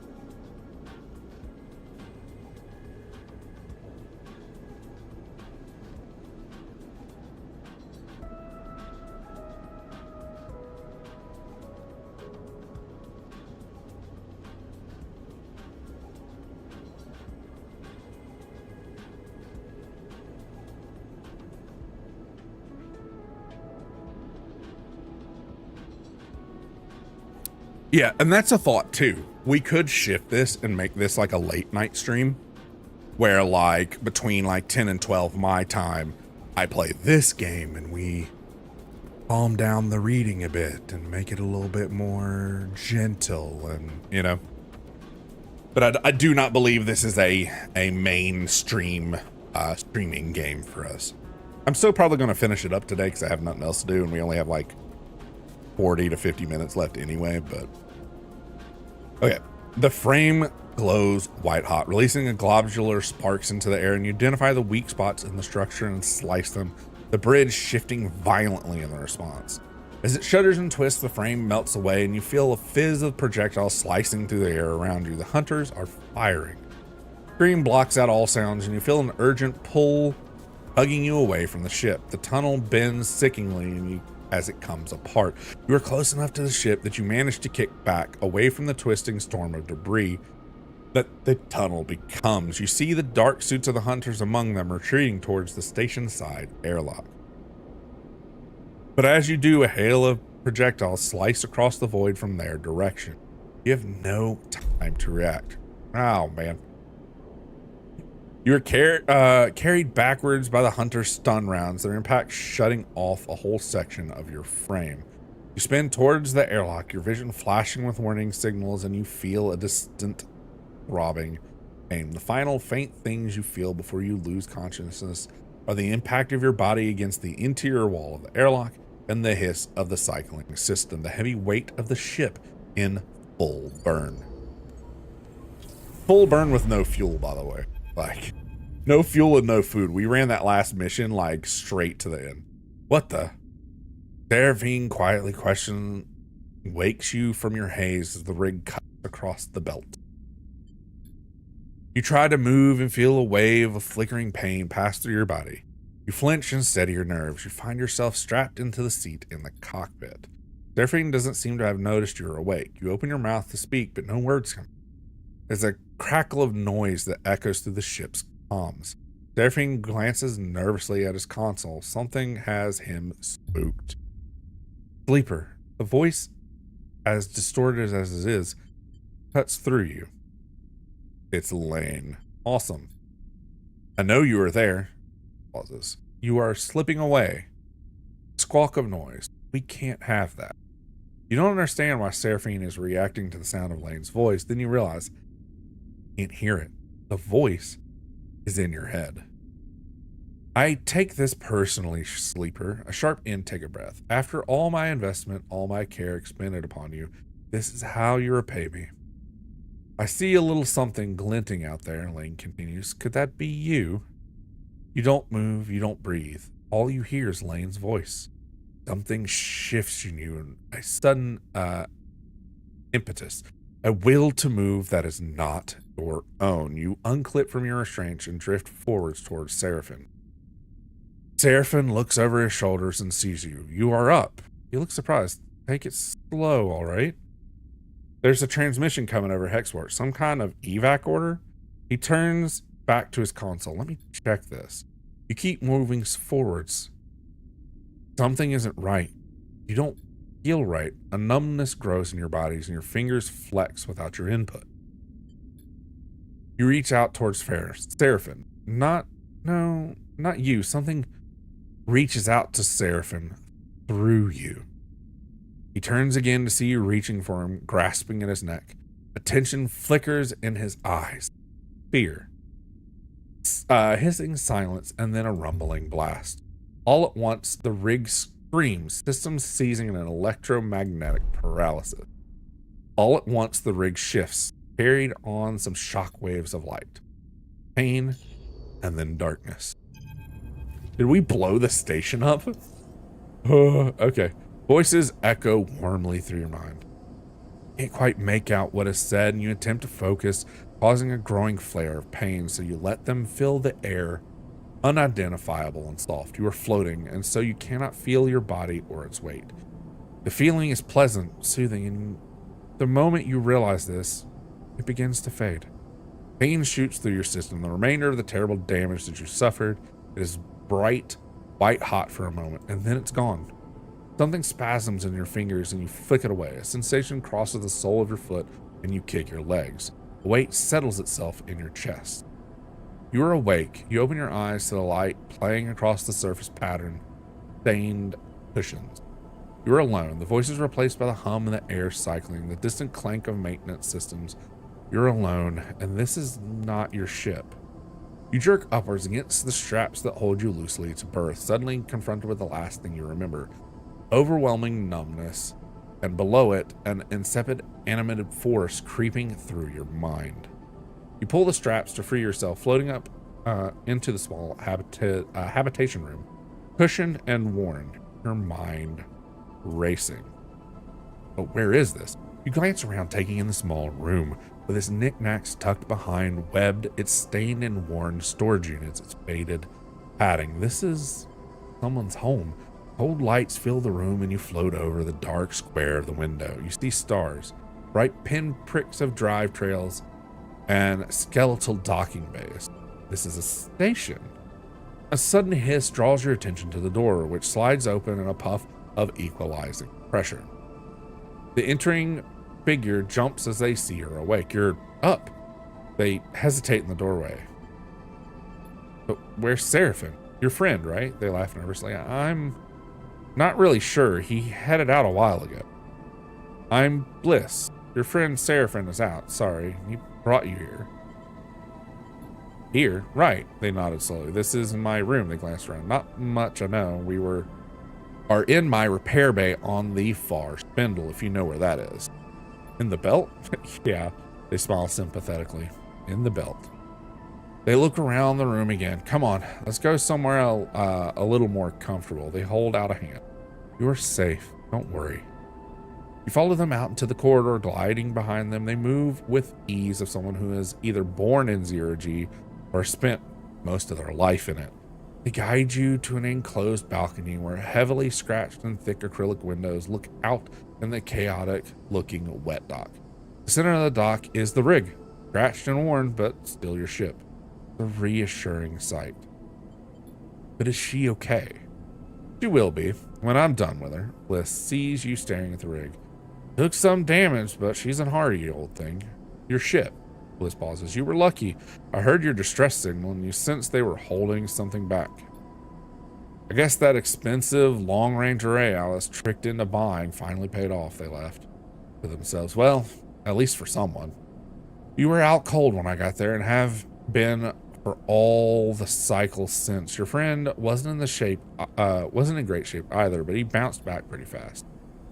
I make a habit of doing that. Seraphim's voice makes you spin around. Oh, he's like clearly still medicaled up. Good to see you. He can't seem to suppress a smile. Are you okay? Oh, don't start fussing over me, sleeper. I'm good. Your eyes fall on the Seraphim's bandaged and abdomen. You notice he pulls his jacket over the wound. Certainly looks better than when you came in. You should have seen.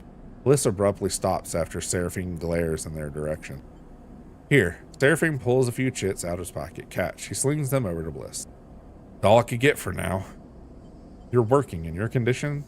Seraphim sighs. Please, I'm fine. Bliss looks at you apologetically. I know what it looks like, but I'm sorry. I can't work for free. Even this place going is bad enough. I get it. Seraphim nods. We're just thankful you towed us in. We aren't freeloaders. Bliss looks between the two of you. I'll let you two catch up. They turn to you. I'm glad you're awake. We were worried. We pat you on the shoulder and glide back down the corridor. With Bliss gone, silence descends on you and Seraphim, both of you unsure what to say. What happened? What do you remember? He looks at you with concern. Lane. Seraphim grimaces at the mention of Lane's name and he shakes his head. Seraphim looks out the rig. He takes a breath, steeling himself for what he has to say. Hexport is gone. What do you mean gone? It's gone. Seraphim catches your eye. Dropped off the map. No signals apart from one sent from fleeing ships. I don't know what happened. No one does. Your mind skips, unable to focus on the information you have just been told. I think the constant activity on the bins, the rumble of the factory row, Karsten, gone. By the time Bliss reached us, we've been drifting out of range. They couldn't see it go up, but I saw a sleeper. Something exploded. White hot. A moment later, shockwave was on us. The rig was crippled, engine kept firing, but guidance went offline, sending us arcing out across the belt. His hands dropped inside his jacket, pressing against the bandage on his side. I managed to get her under control, but not before we started spinning. My restraints came loose and we went even, you weren't even strapped in and we both got scrambled. His smile, he smiles a weak smile. Felt like being trapped in an auto-wash. He turned back to you. I'm impressed you made it, to be honest. A flesh and blood human would have been smashed to pieces. He goes silent. An image of a little too raw for him to continue. Could it have to do with us? Your guess is as good as mine, he squints. Would Lane do something like that? It doesn't make any sense. Utsubo is a gang. They run Darkside. They don't go around blowing up stations. All anyone is seeing is debris and radiation. I picked up a lot of ship transponders before the rig went offline. Maybe some people got out? He stopped, unable to add anything. You both float in silence for a moment. But what now? Seraphine laughs weakly, one step at a time. Are you in a rush? We already owe Bliss for the work they did on the rig, and it isn't finished yet. A few more cycles, I've been told. Bliss won't hold us hostage, but I don't like skipping out without paying. Even if we could get the rig started. He rubs his neckline between his fingers. Bad karma. Beyond that, we need to work. Fuel, supplies. We need to make sure you are okay. He counted off the issues on his fingers. After that, he shrugs. I haven't heard anyone coming after us, and if they did, they'd have to come through Hexport, or, well, what's left of it. He looks away. The far spindle is way out of Lane territory anyway. They call this bit of the belt the Wash. The station here runs differently to Darkside, so for now we have some freedom. Seraphine-sized freedom to go broke, starve, and get into even more trouble, that is. In all honesty, I was hoping you might have some ideas. He pats you on the shoulders. I guess let's look for a contract. You won't hear any complaints from me, he smiles. We won't be able to fly out for a few cycles yet, but it won't hurt for us to have something lined up. Pauses and looks away. And he pauses again and stares down. Look, Sleeper. He rubs his side. I'm not sure I can work right now. I just got kicked out of a salvage yard for passing out on the job. He looks away. Even with the pain meds, I've been able to scare up. I can fly, that's for sure. He stares obstinately at the rig, but you're going to need to do some, need some crew if you want to do any serious work. He chews his lip. I'm sorry. Don't be. Thanks, Sleeper. I'm going to go take a rest on the rig. I'm wiped. You look out of the rig as he leaves, the warm softness of your waking moment now feeling like a distant memory. Is this what you wanted? Freedom? A chance to work for yourself and not Lane? Well, here it is, with all the problems and complications you can imagine. What cost could Lane have wiped out Hexport just to try to end you? You shiver at the thought, but not Lane, then who? Theories cloud your mind. Let's dwell on it. Could it be the Conway, the drone, the mind shifting, or mind drifting steward? Star Senate, perhaps, with some plan to weaken the belt, or a belt faction attempting to flip the board by intent or mistake. The belt has considered itself safe from the war brewing in the inner system, but now Hexport's loss will be felt across the starward belt. But what does that mean to you? Your needs are much more immediate, apparent. Those must come first. You run your hands along your body, feeling the marks and holes left by the hunters. The weapons, you know in the moment you have been irreparably damaged by the encounter. Realize these scars are a reminder. You will not be caught like that again. You swear it. You take a breath. Time to make a plan. You have gained some glitch. Your current level of glitch is represented by the glitch clock to the right of your dice. You can have a maximum of 6. Each level of glitch you gain will increase your chance of rolling glitch dice. Each time you roll a glitch dice, you clear one level of glitch. A glitch dice has a 80% chance of a negative outcome when used and 20% chance of positive. Okay. The glitch clock tracks your level of glitch and indicates if you have a chance of rolling glitched dice. That's rough. Also, I've destroyed all of my dice and I have 1 dice. The rig is mostly patched up, but Bliss wants a few more cycles to run diagnostics.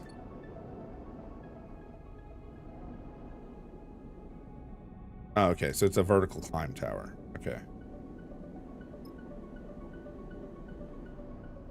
Space commerce. I feel like we could do this. Help the residents. Underhanging residents couldn't afford to rent further up, so they came here to build their own units, they are always in need of repair.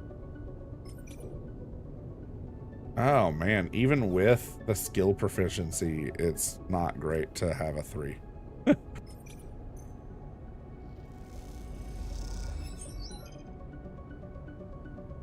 Hey, look at that. Also, somehow we gained energy out of it. Oh, okay. You help a family unit with urgent repairs as they thank you, feed you, and answer all your questions about the underhang.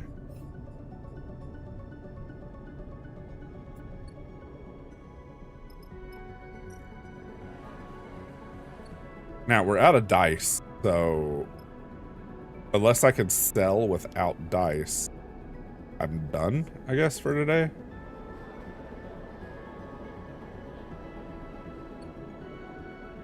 I'll probably need to find... Yeah, I'll need to find where to sell. So let's go do a rest, I guess.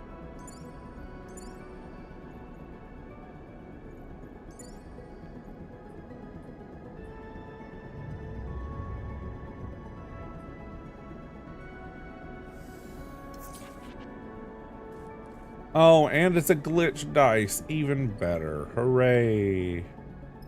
Hooray. Just to say brief respite, what? Hexport's demise has put a barrier between Darkseid and the Farspend. Elaine can't follow, so for now, you're safe.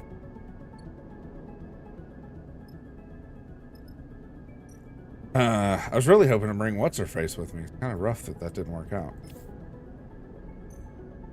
20% chance for positive. Hey, that's great. It's only a little bit of energy, so that's fine. Especially since we're just going to go back to bed anyway. To have one task I can do a day. Kind of rough. Breaking all my dice was not a great... You were awake in the sound of blaring proximity alarms. You quickly unstrap from your bunk, dizzy and glancing at Lane. Bounty hunters, you kick off and glide to the door. As you do, Bliss pops his head around the corner. Sorry, they look a little sheepish. In all honesty, it's not my fault. Your wiring's all backwards. It takes you a moment to understand what's happening. You steady yourself against the door frame. Sorry, I'm just a little jumpy. I get it. He looks down. Didn't mean to wake you. It takes you a while to get ready and drift down through the mess to see what's happening. By then, Bliss turned the alarm off, and you find them unspooling wires from the hatch you'd never previously noticed in the mess's ceiling. Sorry again, Sleeper. Their voice comes through ceiling panels. Muffled and dull, you settle at a stool, neatly tuck your legs behind the crossbar. How are the repairs coming? Bliss spins deftly, hooking legs into the opening ceiling so that, from your perspective, they're hanging upside down. Almost done, if you can believe it. Their messy hair flows around their head. A couple of cycles worth of diagnostics, and I'll be happy enough to release her back to you. A yawning Seraphine drifts in. He looks between you two, amused. What are you both doing up so early? You and Bliss exchange amused looks. What? Seraphine asks. You didn't hear the alarm. He shrugs. A heavy sleeper. He drifts over to the mess's cupboard to hunt for some breakfast. You turn back to Bliss, but they have disappeared back into the ceiling panels, and before long the mess is filled with the shrill screech of power tools. Seraphine looks totally unaffected and hooks himself onto the stool, lazily sucking at a ration pouch while he taps away at his slate. The screech finally stops after a while, and you kick off from your stool. Time to head out. Bliss rushes after you, stopping you in the passage before you can leave. I have something I want to show you. Bliss leads you off the main quarter into a corner of the ship you don't remember visiting before. You come into a room with low sloping ceilings and a single round window illuminating some neat tool storage and a workbench set into the wall. Look, Bliss begins. I'm no specialist, but I'm a quick learner and good at repairs, they smile, and I think you have need of me. They glance at you and at a tear in the thick vinyl skin of your arm. Can I take a look? Okay. They smile and lead you towards the workbench, and they turn their arm, looking at the tear from all angles. They reach over the workbench and take a small sealant gun from the rack. You look at the setup. It's basic, but looks clean and well organized. They gently close the tear with the sealant, pressing the edges together so it closes up neatly. After they are done, they release your arm and you could barely see the scar. Bliss admires his work. See? They smile. I know it's more serious than air. Holds his arm, but I can handle it. You need repairs? Bring me some components to work with. Best quality you can find. The better components, the easier it'll be to integrate with your system. Bliss leans on the workbench. I'll do my best to keep you running. But why help me? You're a guest in my bay, and I can't have my guests' bodies collapsing now, can I? Plus, I think it benefits me if you think of me as indispensable. Bliss smiles. I should get back to fixing the ship. They leave you in the workshop among the simple tools, considering the particular qualities of your new friend. Dice repair is now available. Visit the Riggs workshop. Yeah. Where's this workshop at? Because I am busted. You repair your dice at the rig. You only repair dice which are fully broken. Repairs require either scrap components or rare components. The better the component you use, the less glitches you will suffer. You cannot repair dice during a contract. Have raw scrap so we can do improvised dice. I need 2. Oh, that's not the same. This is something different. That's unfortunate because I don't have what we need to fix myself. Oops. Let's see then. We still have to look for a job. We have to figure out what to do with the little bit that we have now. On another glitch dice. New location discovered, at least. The Spindle's Edge. Ceiling shift. Oh, that's unfortunate. It's a shift for, Endure is not our best quality right now.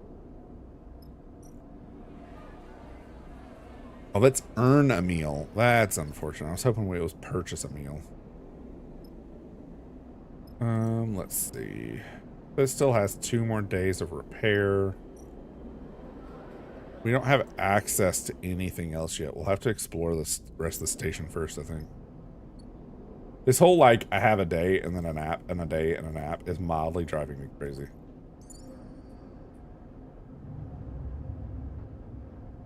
Especially since resting isn't like regenerating my stamina. Yeah, we're now starving. You suddenly jerk awake. The fragment is lodged in your mind. A shard, sound, signal, a tone. Resonance like tinnitus. Obviously internal, incapable. You look down and see your hands blurred, your fingers dancing as if they were typing. Try to settle them. Your fingers flap like caught birds. Take control. It takes all of your force to settle them. You force them back into them, a sensation like squeezing into a tight pair of gloves. You flex your fingers a little to feel them, test them. What was that? You take a deep breath to calm yourself, but as you do, you remember that you don't need to breathe. It is a claustrophobic sensation that you cannot shake. You get up, push off the walls, and put on your clothes, escaping the dreams that hover there in the back of your mind. Seraphine drifts in casually, heading to his bunk to grab something. You can't shake strange sensations that he just drifted into your mind. He shoots you a glance. I said, "Are you okay?" He gives you a concerned look. You look terrible. You mumble a response. "You need to talk to me, Sleeper." Seraphine gives you a look. He sighs. "I know something's happened back when we were leaving Hexport." "What do you mean?" "I saw it, Sleeper. I saw something change in your eyes." He paused and looked for the right way to explain. "They were cold, fixed. I've never seen that before." He looks away. "Back when we first met, I knew at once you were human. I knew because of your eyes. I'd never met a Sleeper before, but I knew immediately you were no machine. It was obvious. But then on the rig, I couldn't see it anymore. But I am a machine. If you say so, Sleeper. Either way, something changed." Are we going to waste our 1 dice? What did it feel like? He gives you a curious look. Try to identify it. Hey, neutral outcome. Good. Check passed. You close your eyes and recall the moment you remember Lane's voice. The rig hot and close. and the numbness, and then you see it glittering in the non-space of your mind, thin and bright, like spider silk. Red. Sleeper, Seraphine's voice interrupts your thoughts. You open your eyes to his irritated face. Are you even listening? We need to get you checked up. We need to know what happened. Seraphine gives you a stubborn stare, but this isn't just about you. But where? I've been asking around. Seraphine's face set in determination. Now, there's another station near this one, Flotsam. It's a mess, an accumulation of wrecks and docked ships, but it also houses some of the best artificers in the wash. We should go there as soon as the rig is ready. Okay, I'll go. Thank you. Look, he pauses. I know I don't know what it is like to be a sleeper. I understand that there are things you can't tell me, can't show me, but I know how fear can keep you from doing what you need to do. I'm not going to nag about it, he sighs, but it needs to be done. He passes by you and leaves the bunk, squeezing your shoulder as he does, leaving you to your thoughts. You finish getting dressed, feeling your body, its strangeness, and even though you wish you didn't. At the very least, you think you need to find someone who can stop you falling apart. Maybe Flotsam, not such a bad choice. You push through the back of your mind, there's a cycle ahead and the rig isn't ready. And when it is, then we'll see. Hey, new drive available. That's cool. Make repairs. I think from here, we are going to take a break from it. I don't know if we're ever really even going to come back to it. It is slow. It's a long read. It's mostly reading, like 90% reading with occasional dice and bad decisions. And we'll come up with something then, because as much as I'm feeling it, talking to myself for multiple hours is just not doing it. Did kind of have a rough day today though, so instead of doing my normal thing where I jump to another game, I think we're just going to crash out today. I am hurting, hungry, definitely in need of a break. We might stream tomorrow, or I might just take a rest day. It's been a long week with my back and everything going on, so outside of that, hopefully y'all have a good day. I'm going to go get some rest. I'll see y'all soon, all right? Bye. Bye-bye.